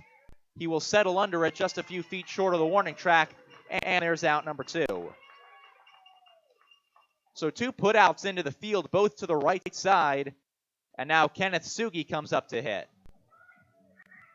Sugi has had himself a day. 2 walks and a hit by pitch. He has scored twice. As the small righty will take strike 1. Sugi facing his Kaskaskia teammate in Malazzi. Both go to that school. As Sugi takes strike 2. So the count is 0-2, and you got to think this at-bat for Kenneth Sugi, if he can find his way on, even though he's down 0-2, would give him some good bragging rights when they find their way back onto campus in the fall. The 0-2 pitch is a ground ball for Ruby again. He'll charge it onto first, and the inning is over. 1-2-3 go the Plainsmen for the first time today. We make our way to the bottom half of the 6th inning, still 5-4 North Platte on the West Coast scoreboard.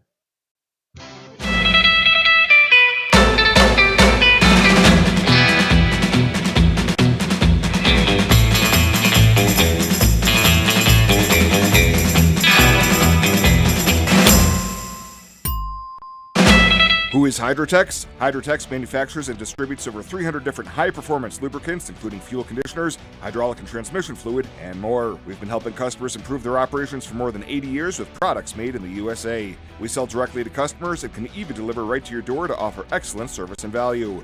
Our products are made to exceedingly extend drain and grease intervals to reduce maintenance and labor costs and improve the budget. Whether you're in a factory, farm fleet, or like to go fast, Hydrotex is here to help. Visit your local Hydrotex dealer in person or online today. We can sum up McDonald's new crispy chicken sandwich in one word. Crispy. But also juicy and tender. Okay, it's crispy, juicy, tender. All one word. But then, also pickle. Oh, and potato bun, which is 2 words.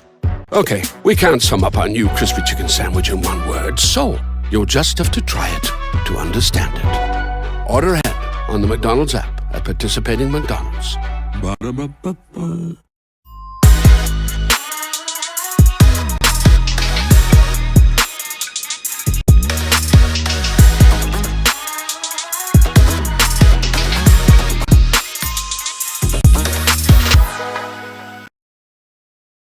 Nikolai Arbach back to work the bottom half of the 6th inning. Plainsmen leading 5-4.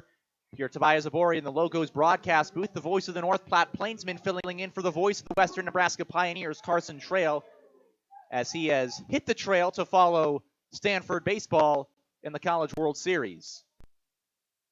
As Jet Ruby, the 8-hole hitter, will lead off and take strike 1 on a changeup.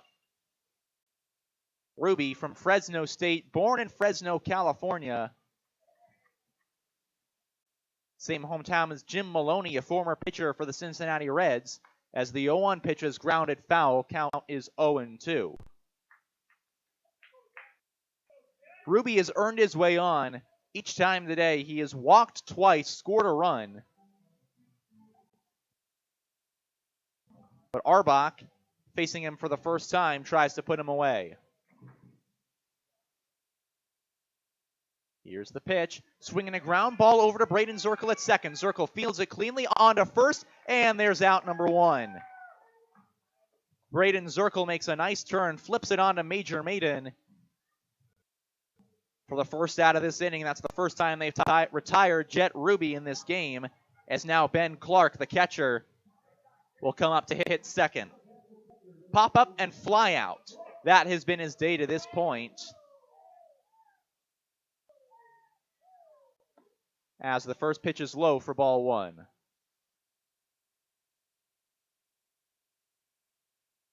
Arbach ready to fire it in to the righty who just graduated out of high school. The 1-0. Swing and a miss. That's going to be strike number one. Arbach has done a pretty good job of taking something off of his pitches when needed, as he proves right there. So the count is 1-1 with one man out to the catcher, who hits a high pop-up into the outfield. Knowlton kind of drifts over, and then that'll be out number two. Zach Knowlton has to do very little work to bring up two outs in the top of the order for the Pioneers in Coy Carpenter. Hitting .349 entering today's game. He's 1 of 3 with a single to left field with 2 outs in the second. That moved Ruby over to second after his walk. First pitch from Arbach works its way inside. It's 1-0.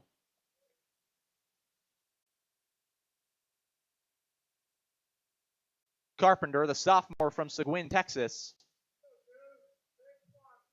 well, ready on the 1-0. Swing and a miss. There's strike one. Swings out of his shoes on a fastball. And the count evens at 1 apiece. Arbach comes set and fires the 1-1 to the leadoff hitter, Carpenter. And that's strike two. Blows a fastball right by him. Count is 1-2. The all-district newcomer of the year in high school in Coy Carpenter will face a 1-2 count with 2 outs. The pitch is away, 2-2. He had 4 walks, 3 strikeouts, kept that ratio pretty even at McMurray University. So far, 7 walks, 8 strikeouts in a Pioneers uniform. As the 2-2 offering, swing and a miss, he got him. Nikolai Arbach, third strikeout of the evening, sends us to the 7th inning. Plainsmen leading 5-4 on the West Coast scoreboard. Fenderman.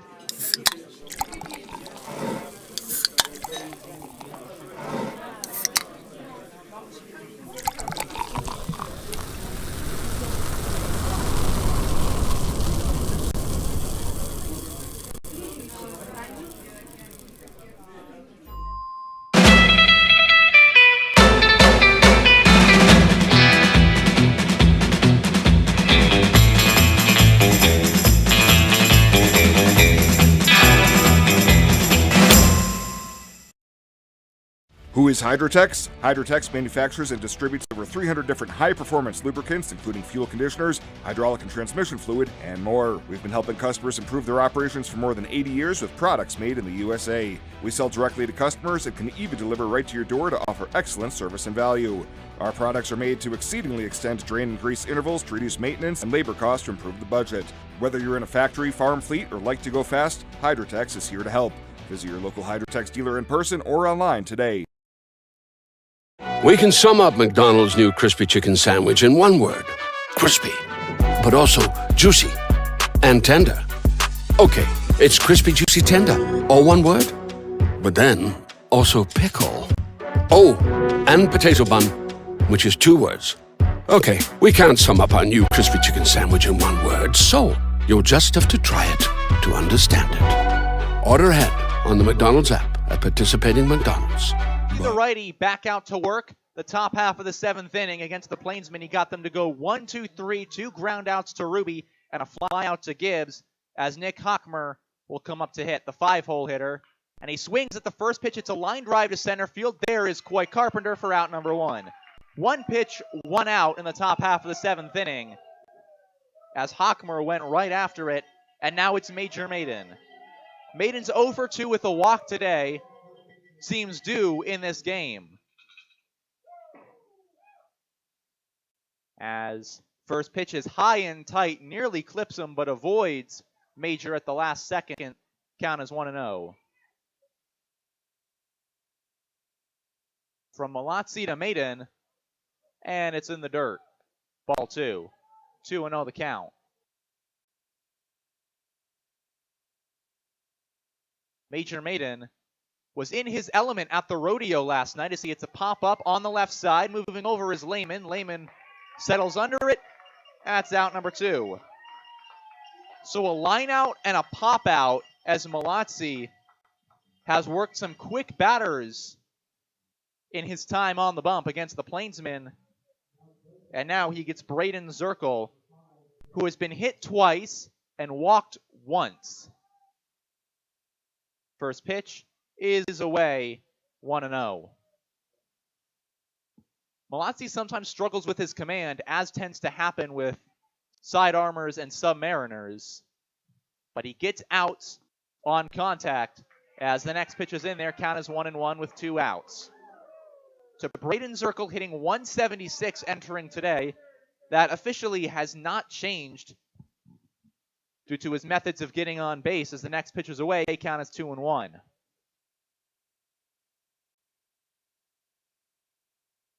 Malazzi, the righty Submariner, fires, and it's a ground ball over to third, picked by Fisher. Fisher on to first, and the inning is over. 6 up, 6 down for Malazzi on the mound. We go to the bottom half of the 7th inning. Plainsmen 5, Pioneers 4 on the West Coast scoreboard. Do you know that Melbita has a gas station and convenience store? Let me tell you about it. They have both gas and diesel at their pumps. All the little odds and ends you might need so you don't have to run back to town. You can grab some bagged ice as you head out for the day. With their full breakfast menu served from 7 to 10:30 a.m. and coffee, of course. They also have homemade cinnamon rolls made right there. A varying lunch menu is served from 11 to 1. Stop by Highway 92 Pit Stop in Melbita. We'd love to get to know you better. Byers Realty has been helping people in the community find their dream home since 1994. If you're looking to buy or sell your home, our friendly team will put in the work to reach the finish line. We also do property management for buildings in Scottsbluff, Gearing, and beyond. You can find an extensive list of our properties by visiting our website at callbuyersrealty.com or visit us at our Scottsbluff offices on Avenue B, next to Bumper. Panhandle's best, Byers Realty. Community strong, community proud. We have what you're looking for.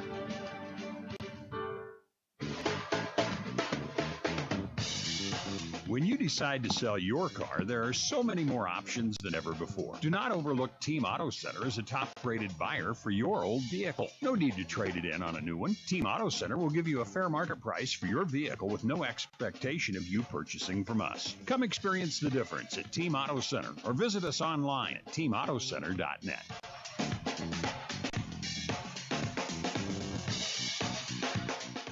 KNEB 960 AM and 100.3 FM. A battle of the bullpens as Nikolai Arbach back on for his 3rd inning of relief. He'll face 2, 3, and 4 for the Pioneers as the Plainsmen lead 5-4 here in Gearing, Nebraska. And the Logos broadcast booth, Tobias Isabore along with you, filling in for Carson Trail, the normal voice of the Western Nebraska Pioneers, as he is following Stanford in the College World Series. Today's action from Omaha. Oral Roberts beat TCU 6-5. And just a few moments ago, Florida knocked off Virginia 6-5 on a walk-off. As the first pitch from Arbach to Lehman will have to hold as there's time called by Lehman the second time. One was called by Arbach, the other called by Lehman.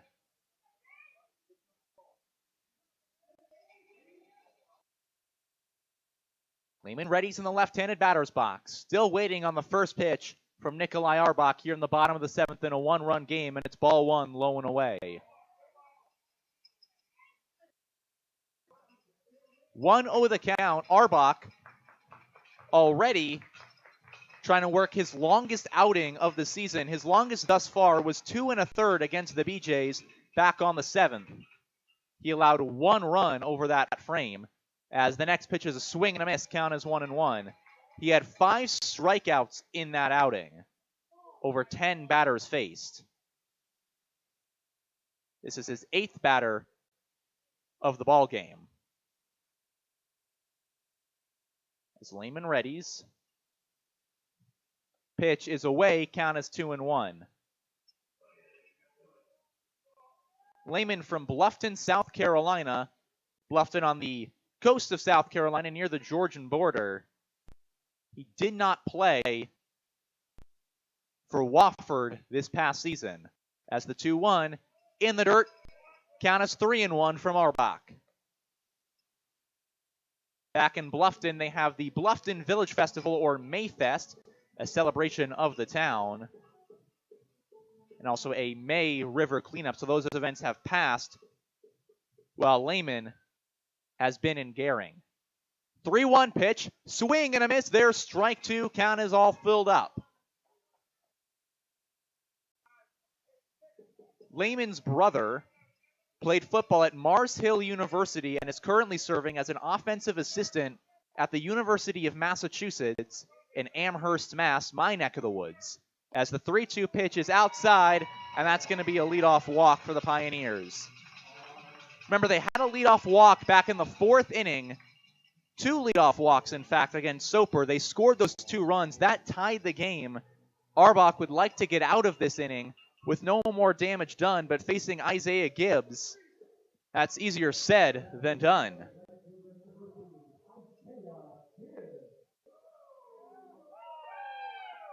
Gibbs getting ready to hit out of the right-handed side. He had 6 3-hit games at William Woods University. He was hitting .429 entering today as a check on the runner at first, and a good job by Major Maiden moving his glove over. If not, that throw would have been in the Plainsmen dugout right now. Arbach looks back at the runner. Lehman has 2 steals this season on 3 attempts. Pitch. That's going to be strike 1. Throw down to first, but Lehman's back in time.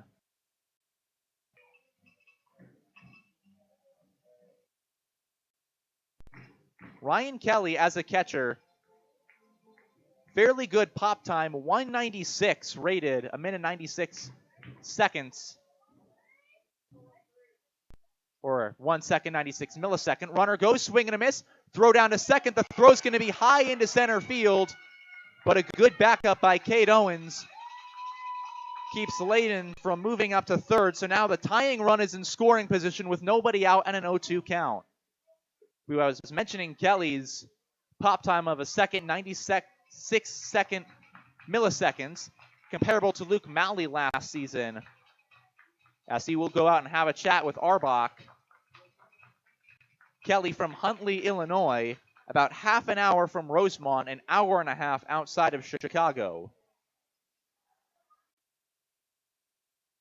As he will make his way back behind the plate with Lehman down at second and nobody out, an 0-2 count. The defense moves away from double play depth into regular depth. The outfield playing in its normal shift against a right-handed hitter. Especially a right-handed hitter with a lot of pop, as Gibbs has driven in 9 runs on the season on 15 hits. Arbach's 0-2 pitch, a ground ball on the first base side. Maiden will take it himself to the bag. Out number 1, down to first goes Lehman, so a sac hit moves the runner 90 feet away from tying this game in the 7th for the number 4 hitter, Brad Halleck. He has 2 strikeouts, a fly out to the left fielder, Hockmer. Arbach, who has been the fireman throughout the season for the Plainsmen, in his 3rd inning of relief, trying to get through it without allowing the tying run to score after the leadoff walk, and the first pitch is a swinging strike, 0-1 the count. The wind is blowing in slightly from left field. We see the flag out there as the sun sets in Gehring, Nebraska, bringing out beautiful shades of pink and blue beyond some of the clouds. As the 0-1 pitch, swinging a high pop-up on the infield in foul territory by the Plainsman dugout. Maiden watches it hit off the concrete by the stand, so the count goes to 0-2 with one man out. Major Maiden has been doing a lot of that today, trying to run over on pop-ups that just drift foul. Part of that has been the wind. It's not blowing hard, but it's blowing hard enough where if a pop-up catches it, it will drift its way foul instead of a pop-up where you may have been able to lean over the Plainsman dugout railing and make a catch. 0-2, one out. Halleck the hitter, tying run 90 feet away, and he got him looking. Nikolai Arbach, a fastball, punch out, two men out, and that brings up Aiden Orr. The third strikeout of the day by Brad Halleck, the second he's had facing Arbach. Arbach's fourth of tonight's ball game. And now Aiden Orr. Arbach looks to get out of the inning. Orr looks to tie it up. Tying run, 90 feet away. First pitch skips away from Ryan Kelly. In to score is Lehman, and it's 5-5. Again, a wild pitch by a Plainsman pitcher has scored a Pioneers run. And after the leadoff walk, just like it was in the fourth inning, we are knotted up. Count is 1-0. As Aiden Orr now hits with nobody on, and the infield and outfield shift their way back to normal depths. As the 1-0 pitch is outside, it's 2-0.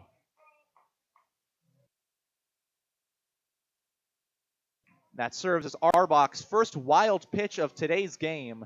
There have only been two wild pitches by Plainsman pitchers. Both have scored key runs for the Pioneers, as the next ball is low, 3-0. And at this point, with the 5-hole hitter up next is Garrett Fisher.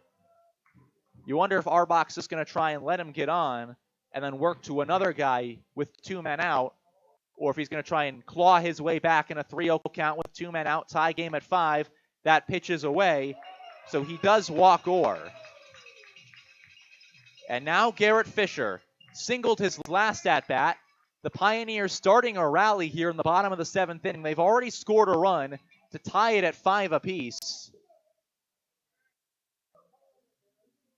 As Arbach tries to get out of the inning, Peyton Ramsey just getting down in the Plainsman bullpen, taking off his sweatshirt as he just starts to get loose.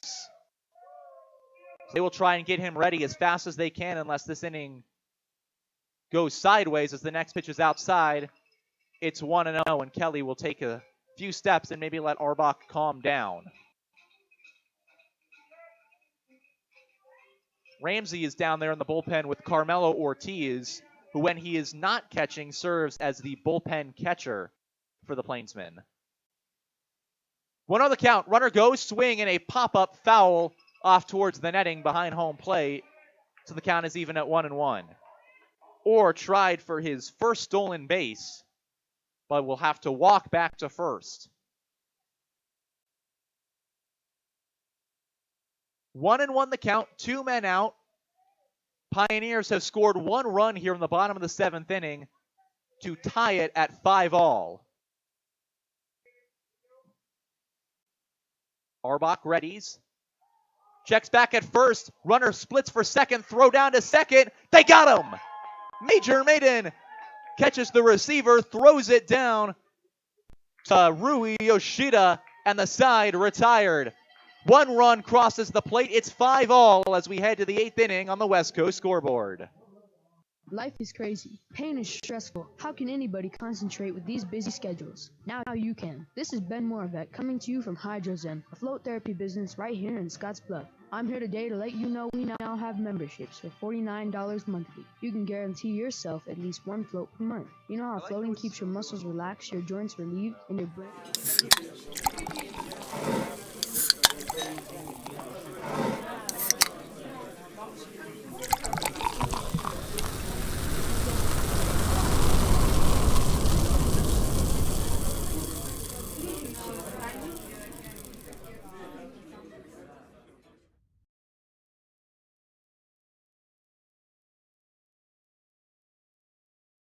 barbecue bacon burger with barbecue sauce, jalapenos, bacon, pepper jack cheese, and crispy onion strips. Runs a spicy barbecue bacon burger. Runs a spicy Because barbecue from the way bacon we burger. make it to the way it makes you feel, Runza makes it all better. Why not show it off? You take pride in your business, your team, your customers. Why not show it with help from Scottsbluff Screen Printing and Embroidery? Custom banners and flags are tremendous promotional tools, but they can also help you out with pins, magnets, koozies, and just about anything you can think of. If you have it in mind, Scottsbluff Screen Printing has many great options. They also build custom trophies, plaques, medals, and more. If you can say it, they can print it. Get in the zone with Scottsbluff Screen Printing, 1813 Broadway, Scottsbluff. KNEB 960 AM and 100.3 FM. Malazzi on the mound for his third inning of work. He'll face Kyle McConaughey, Zach Knowlton, and Cade Owens here in the eighth inning. Knotted up at 5-all as the first pitch is ball one to McConaughey, who has two singles, both on the infield to the left side today. Next pitch is in there, strike one. Count is 1-1. Once again, Tobias Zavore joining you on KNEB Radio and the Pioneers broadcast stream, filling in for the voice of the Pioneers, Carson Trail, as McConaughey fouls that one off the right side into the stands. Count is 1-2. He had a sac fly back in the second inning. It made it a one-run game for the Plainsmen. They would eventually score 3 in the third to take a 2-run lead, and it's been back and forth since. We're knotted up at 5-all here in the top half of the eighth, as the next pitch is a line drive hit onto Ruby. Ruby takes a step back, then throws it on to first, so there's out number one. That is the 7th out Malazzi has pitched, and the third that has scored 4-3, as Jet Ruby staying alert down there at second, and that'll bring up the 9-hole hitter, Zach Knowlton. 2 strikeouts, and he had a sac bunt to advance the runner in the 5th, playing some small ball as he takes ball one high. The runner that he advanced was Zirkle. Zirkle did eventually score on a wild pitch, as the 1-0 is in there, strike one against Knowlton.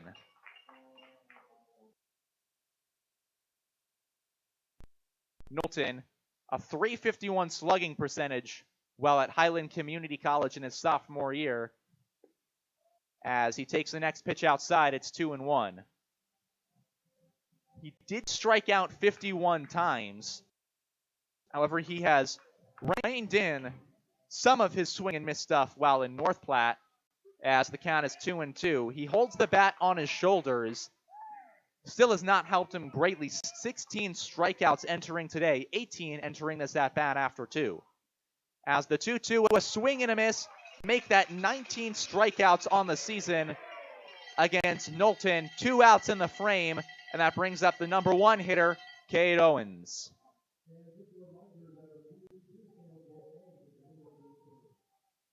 Owens looking for his first hit of today's game, and right now would be a good time to do it. He did homer in the last game the Plainsmen played as the leadoff man against the Colorado Tribe, as he takes strike one low and in. That game played in Aurora, Colorado, in small dimensions. Favorable wind and favorable altitude certainly played a factor in that home run, as he takes ball one outside, 1-1. It was a majestic shot to left field that nearly cleared the scoreboard at Smoky Hills High School in Aurora, Colorado, as the 1-1 offering from Malazzi is high. Count is 2-1. For the Plainsmen, with 2 outs in this inning, they still have Peyton Ramsey warming the bullpen. It's unclear whether or not Arbach will go out for another inning of work or whether they're going to turn it over to Ramsey. Pitches inside, count is 3-1. Nearly catches the back foot of Cade Owens.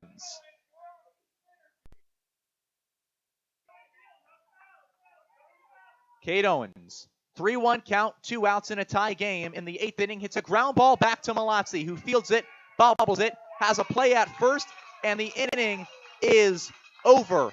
Bottom of the 8th, 5-5 here on the West Coast scoreboard.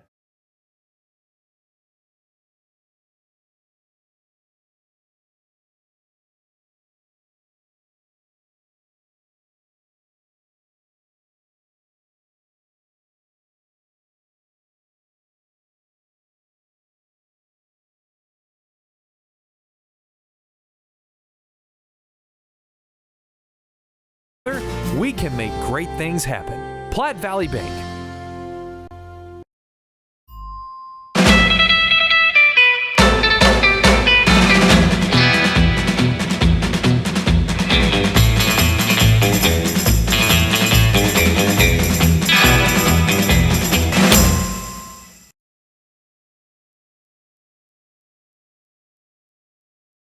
Who is Hydrotex? Hydrotex manufactures and distributes over 300 different high-performance lubricants, including fuel conditioners, hydraulic and transmission fluid, and more. We've been helping customers improve their operations for more than 80 years with products made in the USA. We sell directly to customers and can even deliver right to your door to offer excellent service and value.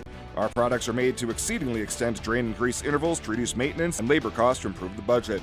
Whether you're in a factory, farm fleet, or like to go fast, Hydrotex is here to help. Visit your local Hydrotex dealer in person or online today.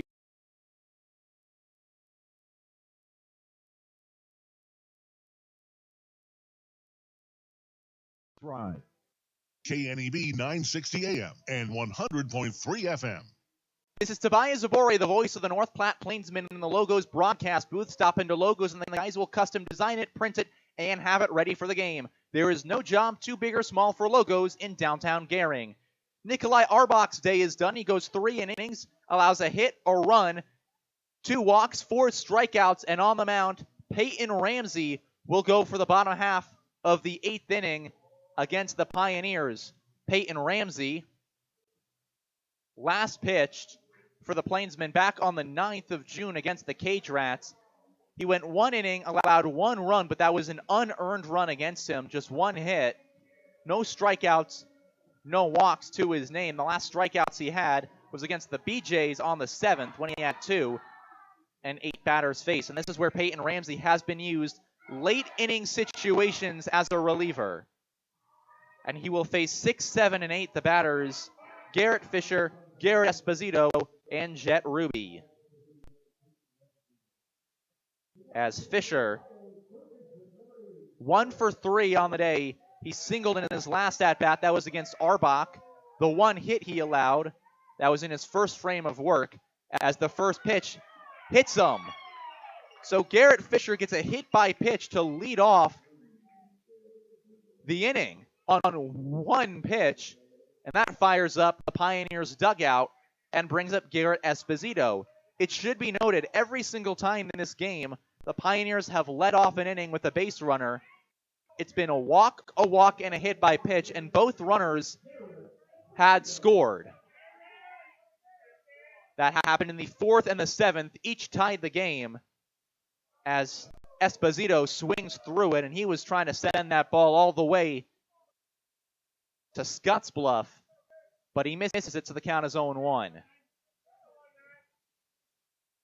Ramsey sets, fires, and that's strike 2. A fastball that clips the outside corner. Ramsey was one of the players, along with Dylan Graw, who sat with us interns at the Buffalo Bill Rodeo yesterday in North Platte. As the 0-2 pitch, a swing and a miss. Peyton Ramsey gets him to go through it, and there's 1 out. As I was mentioning earlier, Ramsey certainly enjoying himself at the rodeo. Helped explain some of the things to us interns who had never been to a rodeo. As Jet Ruby comes to the plate, he has 2 walks and a run scored as the first pitch is a ball in the dirt. But Fisher will walk his way back to first, and the count is 1-0. Ruby has also grounded out to Braden Zirkle. Ramsey sets, fires, ball 2. Just a little bit low of the strike zone. Ryan Kelly, not sure if he liked the call, but he'll live with it. 2-0, 1 man out. The leadoff man at first in Garrett Fisher. Pitch, and that's strike 1. Count on us 2-1, and a nice job by Ramsey to work his way back. The junior from Springtown, Texas, who goes to Central Christian University, pitched 5 games there this past season. As there's a high fly ball into right field. Knowlton moving in on it. It's going to drop behind Braden Zirkle and Cade Owens. Knowlton moved in. Zirkle and Owens couldn't find it in the lights. And so it's going to be a single that moves Fisher down to second and puts Ruby down at first. So the go-ahead run in the bottom of the 8th inning is in scoring position for the 9-hole hitter, Ben Clark. The middle infielders of Zirkle and Yoshida will play in double play depth. The outfield has taken a few steps in. As Clark half swings through it, it's strike one.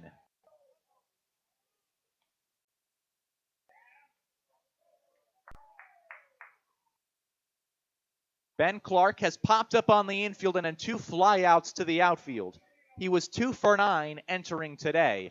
And there's a high pop-up on the infield. Major Maiden moves back at it, calling everybody off. There's out number 2.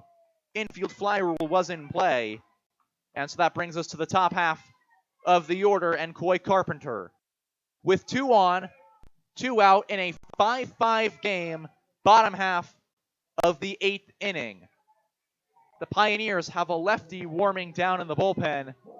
The Plainsmen have a righty getting loose. Cannot see quite who it is. As the first pitch is low, it's ball 1. Honestly, it's been a little bit easier to tell who the last 2 pitchers North Platte has had warming the bullpen are. Nikolai Arbach is quite tall, and Peyton Ramsey, well, there's a reason why he's got his nickname. As the 1-0 pitch, swinging a ground ball to Braden Zirkle. He sets, fires, and it is in time to get him. Braden Zirkle with the play. The Plainsmen leave 2 on as we go to the 9th inning in a 5-5 game on the West Coast scoreboard. Are today's interest rates holding you back from buying a home of your own? Hi, my name is Jennifer Yurdiellis, and I'm a loan officer at Castle & Cook Mortgage. I'm excited to introduce our newest promotion, Simplify. With Simplify, you can buy a home today and refinance later without our lender fees. This promotion is active for 36 months after you purchase your new home through us, giving you time and flexibility to refinance when it's right for you. If you're ready to make the leap into homeownership, give me a call at 308-220-0503. Jennifer Yurdiellis, NMLS ID 1059626. Not all who apply will qualify. Equal housing lender, Castle & Cook Mortgage, LLC. Why bank at a local community bank? When you choose a local community bank, you keep money in our local economy. That money helps support local jobs, schools, and businesses. Money that helps fund a stronger and prosperous community for us all to enjoy and live in. At Platte Valley Bank, we are here to help build and support the community we love being a part of. We believe that together, we can make great things happen. Platte Valley Bank.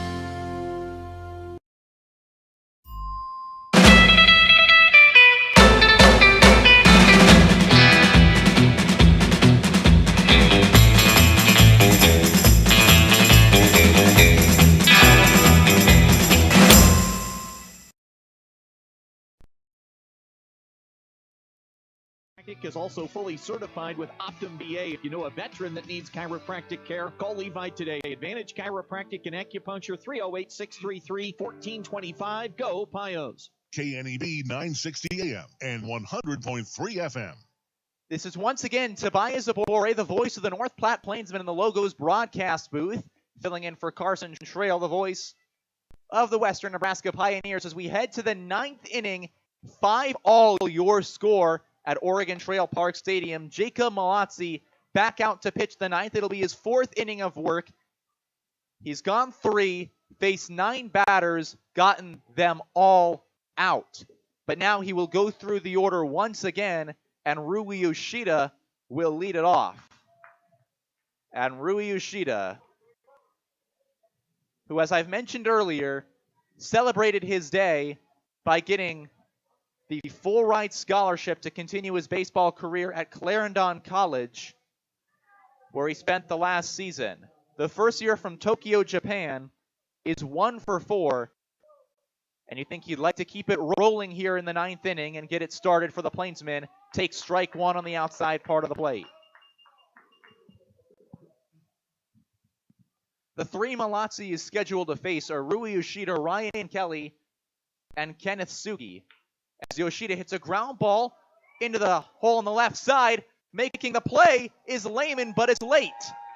The infield grass stops it, in a bit of confusion between Fisher and Lehman as who is going to get the baseball. Puts Rui Yoshida on an infield single. And the first man on in this frame.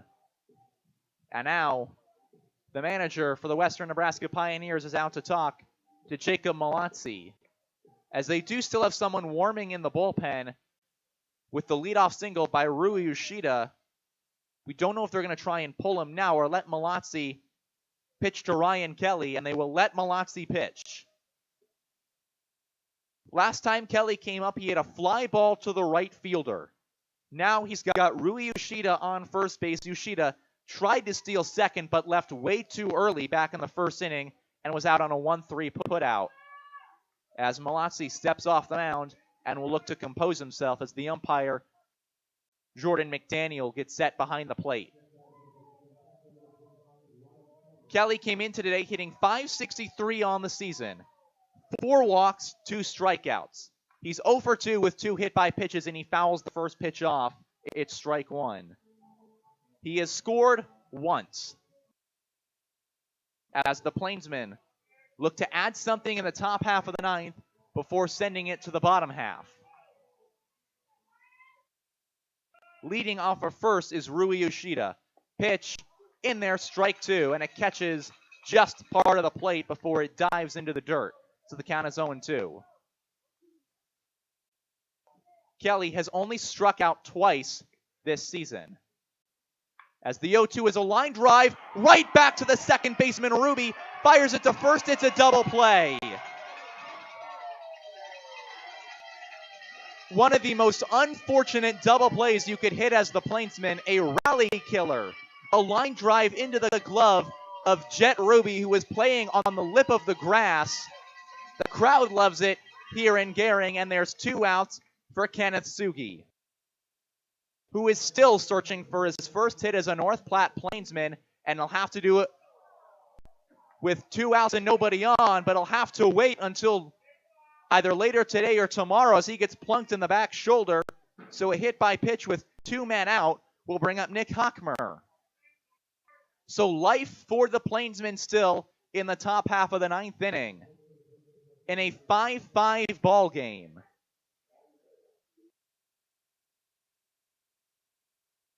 Hockmer, the lefty, goes after the first pitch, a line drive into right field. That one will get down a base hit. Stopping at second is Sugi. Hockmer on with a single, so the Plainsmen not going quietly in the 9th without a fight. And out comes their manager again to talk with Malazzi. And after a hit by pitch and a single, it seems like the Sidewinder's day will be done. He'll hand the ball off to his manager. And so Jacob Malazzi goes 3 2/3 innings on the mound, and he will leave with runners at first and second, 2 out in the top of the 9th, and he did everything he needed to. Only 1 strikeout to his name, 2 hits against him, but as of right now, no walks. And if the man they're bringing on in relief for the Pioneers can get it done, it would be no earned runs against him. The first time through the order Malazzi went, it was a perfect time through the order, as the Pioneers are bringing out one of their left-handed relievers to try and get it out of this jam, especially with the lefty Major Maiden on. It'll be Brody Fay, the lefty, coming in for relief on the Pioneers side. Fay, from Surprise, Arizona, goes to Lakeland University, a junior. He has pitched twice this season. He had 2 innings against the Plainsmen on May 25th. He allowed 1 hit, had 4 strikeouts on 8 batters faced. He pitched 2 innings and faced 9 batters back on June 8th against the Game Day Angels. He allowed 2 hits in that game, as he will face Major Maiden leading off, as Maiden's still out there in the on-deck circle, ready to face Fay.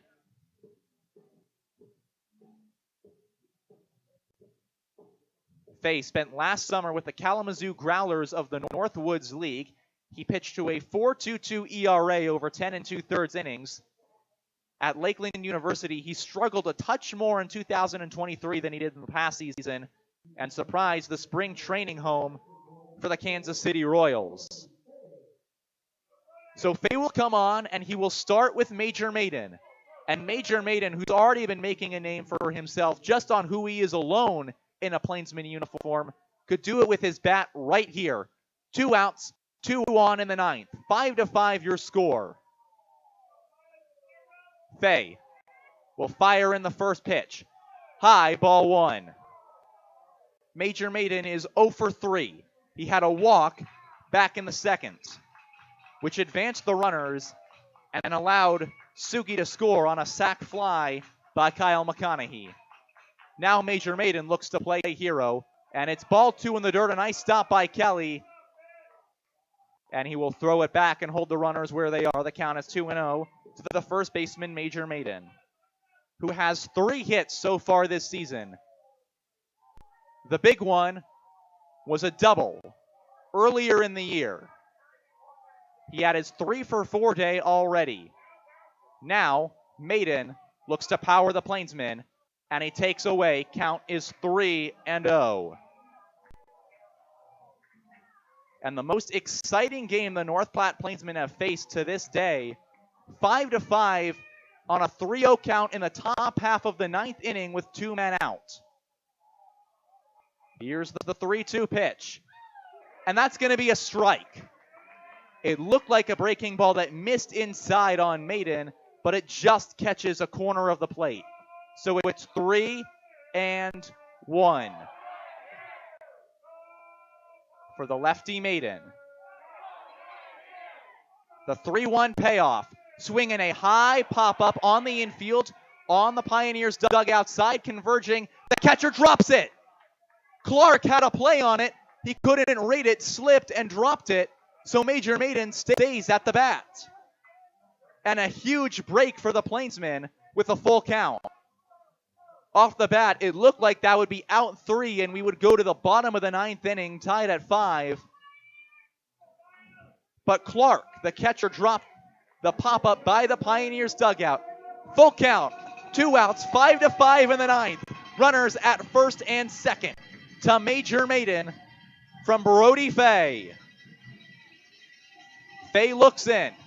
He has his sign. The runners will be going. Here's the full count pitch. It is outside, ball 4, and the bases are loaded with 2 men out. And now we're seeing just how costly the line-out double play really was. If they had had a man on, surely Rui Yoshida would have scored. But now it's up to Braden Zirkle. Zirkle has been hit by a pitch, walked, hit by a pitch, and has been a victim of a ground out. Now he has the bases loaded with 2 outs and in a tie game. He could be the hero. The first pitch, and that'll be strike 1 right over the heart of the plate. Count is 0-1. Zirkle entered today hitting .176.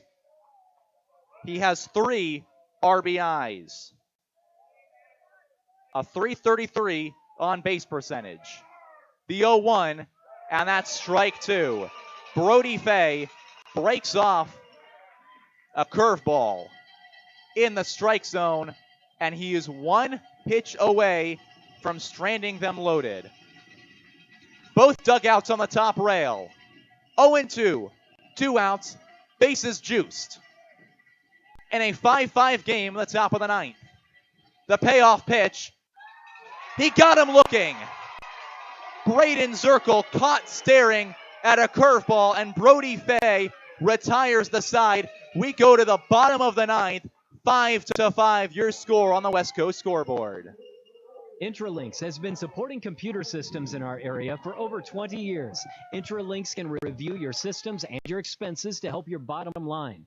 Intralinks also installs low-voltage wiring, IP-based camera systems, and IP-based phone systems. With Intralinks on your side, technology isn't an obstacle, it's an opportunity for your business. Call Intralinks today to schedule your free 1-hour consultation. 632-6590. That's 632-6590. Fender bender, hailstorm.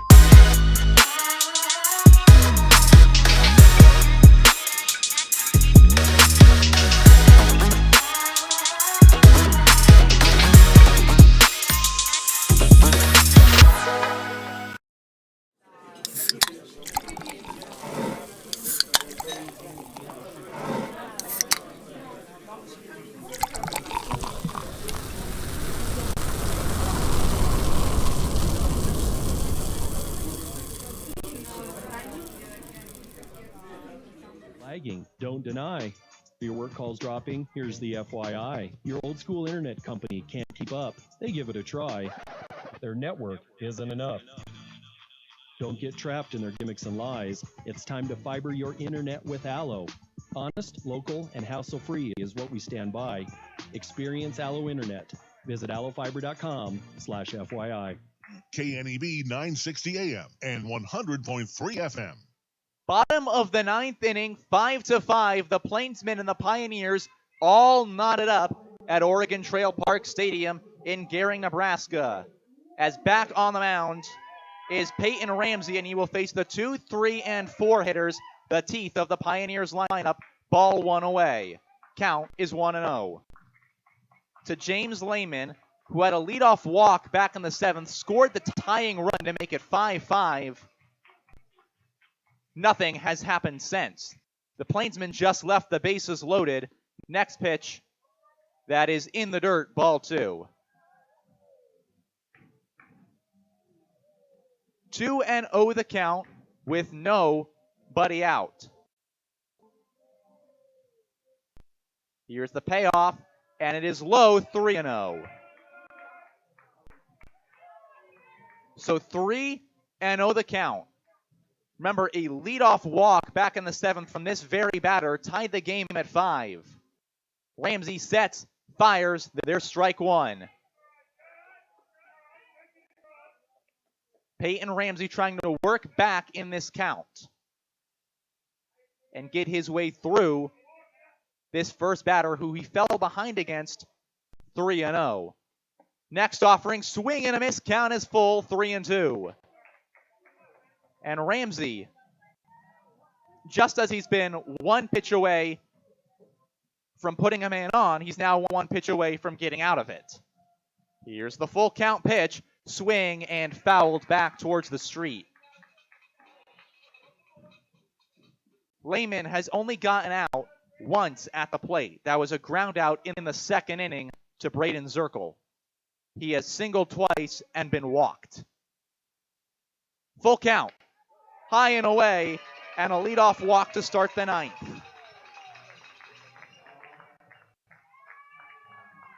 So the Pioneers start with a walk to James Lehman. And now that brings up Isaiah Gibbs.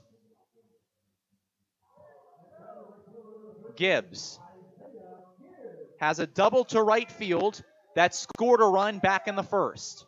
He now has Lehman leading off of first, and he takes ball 1 inside, and Ryan Kelly will work his way out and throw the ball back to Peyton Ramsey.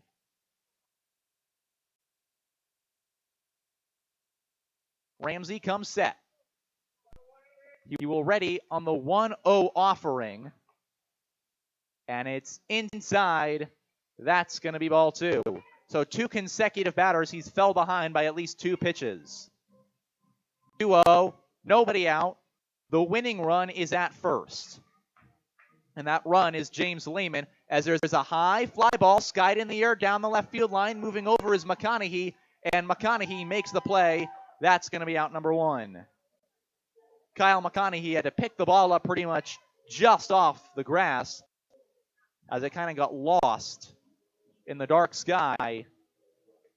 But he does make the catch. And that'll be out number 1 with the runner on first, as the umpires have a meeting halfway between the mound and the plate. As Ryan Kelly gets set behind the plate to catch against Brad Halleck.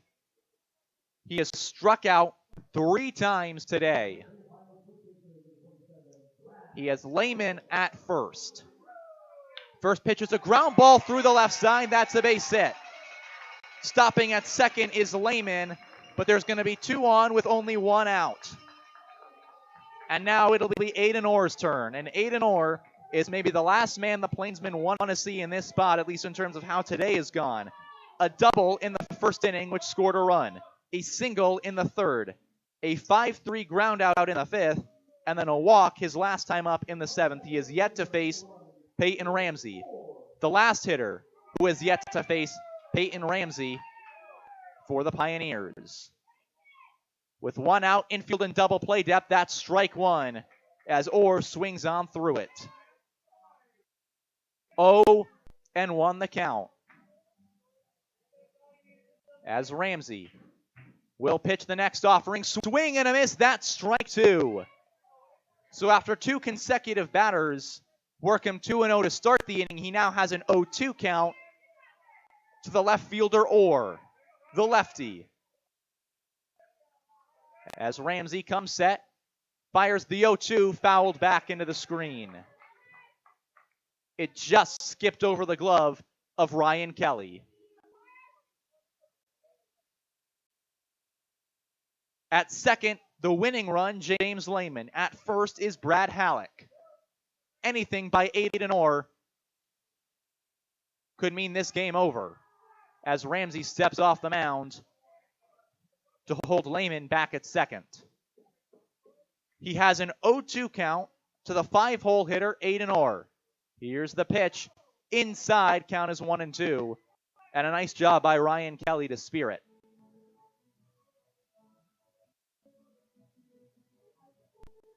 A 1-2 count with one man out.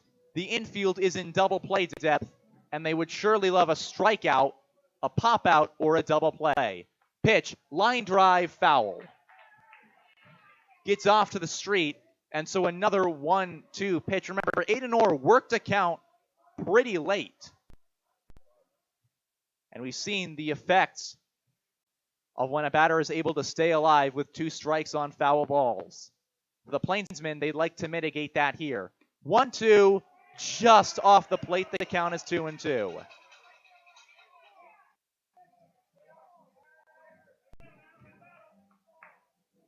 Up next is Garrett Fisher.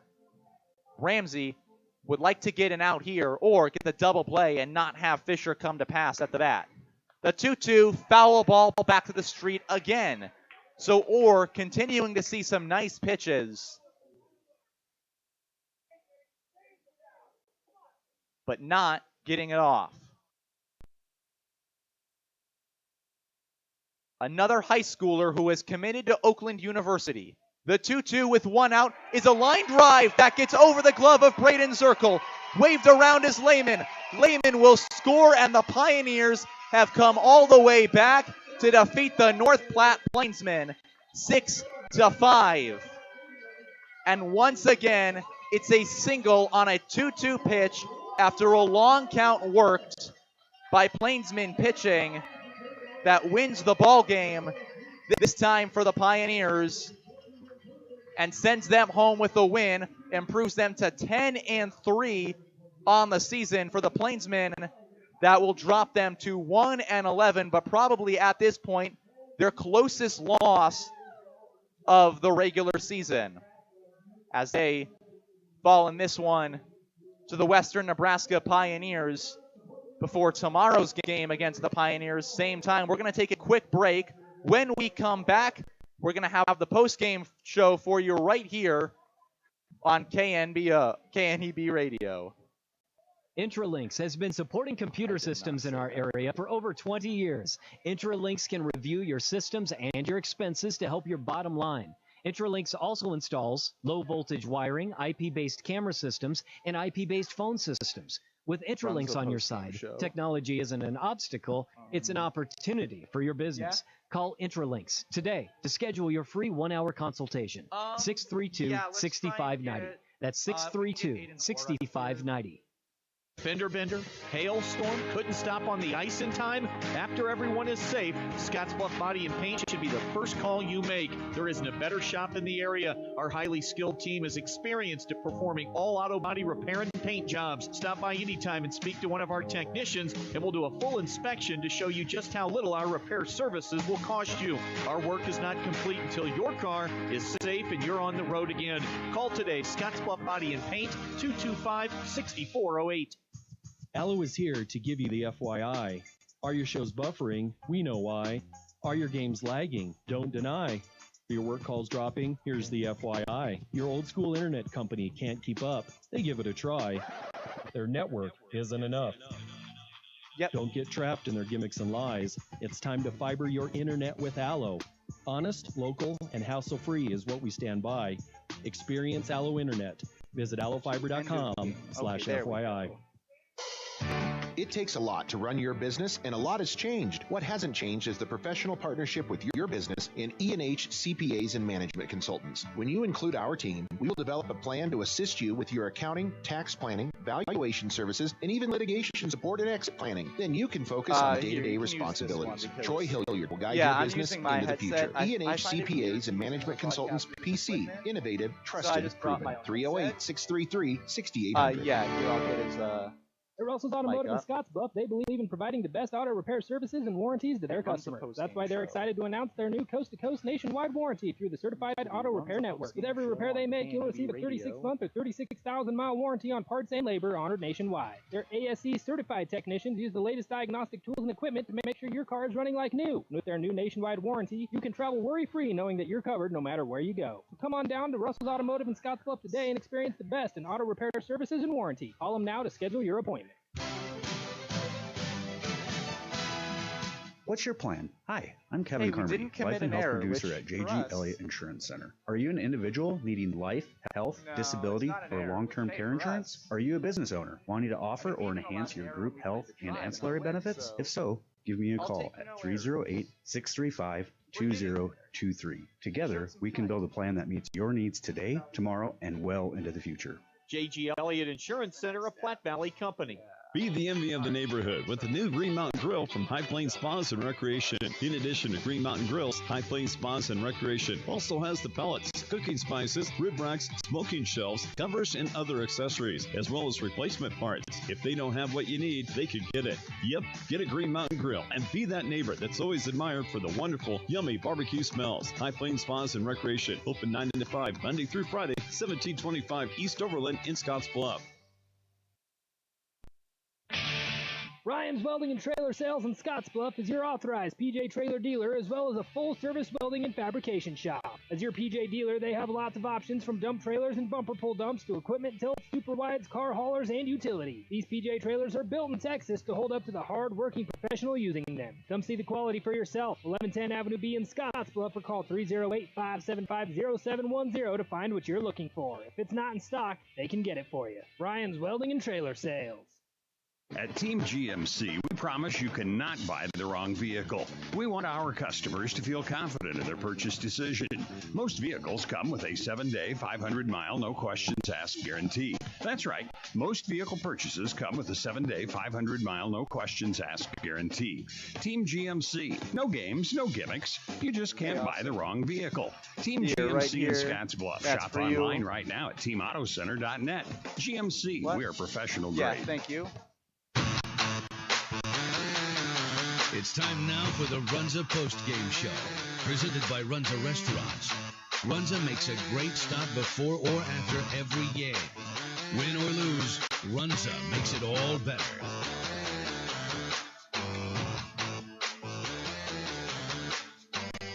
Welcome into the Runza Post-Game Show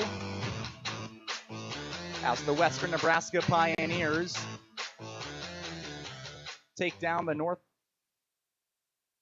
Welcome to the Runza Postgame Show as the Western Nebraska Pioneers take down the North Platte Plainsmen 6-5 in the bottom half of the ninth inning to improve to 10-3 on the season. Once again, Tobias Zabori, the voice of the North Platte Plainsmen, filling in for Carson Trail, the voice of the Western Nebraska Pioneers, here on KNEB Radio. And joining me, the Taco John's Player of the Game, brought to you by Taco John's of Scott Bluff and Gering. Make Taco John's a game day tradition by unwrapping the original before or after every game. Aiden Orr of the Western Nebraska Pioneers. Aiden, thank you for joining me in the broadcast booth. Yeah, absolutely. So, Aiden, you had a pretty big day there at the plate. 3 hits. Kind of what were you seeing from the Plainsmen pitching staff? They were just throwing fastballs and made connection with them. And that's pretty much it. Ninth inning, you're coming to the plate. You have 2 guys on. You're coming into that situation. You know you guys want to get something across there so you don't go into extras. What's going through your mind as you're stepping up to the plate? Put the ball in play, make something happen. You never know what's going to happen. So I was thinking to go backside and he threw me a fastball inside and hit him over the second baseman's head. Well, now you're going to be looking ahead towards tomorrow as the team. What is the next objective for tomorrow, especially after such a close game against this Plainsman squad? We're going to get up early, and we're not going to stop scoring. All right, well, Aiden, that's all I need. Thank you so much for taking the time. Congratulations on your day at the plate, and good luck in tomorrow's game as well. Yeah, thanks for having me. You are very welcome. As we reflect on this game, the Plainsmen play probably their closest game of the season to this date. That's including the win they had against the Colorado Tribe back on Monday. And for North Platte, it was looking very good for quite a long amount of time. They had the lead at multiple points. They had a 3-run third inning, and then after that, they got something across in the 5th to retake the lead after allowing 2 in the 4th. Everything was looking good. Then some wild pitches and some walks led to some mental mistakes for the Plainsmen. And despite the great pitching performances by their staff, just unable to get through the leadoff walks and the leadoff hit by pitches. And that's exemplified by the innings where they were tied and regained the lead for the Pioneers. A leadoff walk in the 4th against Noah Soper, a leadoff walk in the 7th against Nikolai Arbach, and a leadoff walk in the 9th against Peyton Ramsey. But for this pitching staff, who has been struggling to find its footing throughout the season, today's game is nothing to hang their head on, especially after some games where the pitching staff has made it impossible for the bats to come back. Today, the pitching allowed the bats to stay in this game, and for the Plainsmen, you're looking towards tomorrow with a lot more hope. Meanwhile, on the Pioneer side, obviously, you're coming away with this with a lot of pep in your step. You win a big game, you get a walk-off, you're able to move on and carry that momentum into the next day. Against the Plainsmen again, they're facing 4 games in 3 days here against the Plainsmen in Gering. Runza doesn't like to think of themselves as just another restaurant in town. They like to think of themselves as part of the community. Runza with locations in Scottsbluff, Gering, Garden, and Alliance. We're going to take a quick break. When we come back, we're going to look ahead to tomorrow's game as the Plainsmen will face the Pioneers. Once again, you're listening to the Runza Postgame Show on KNEB Radio.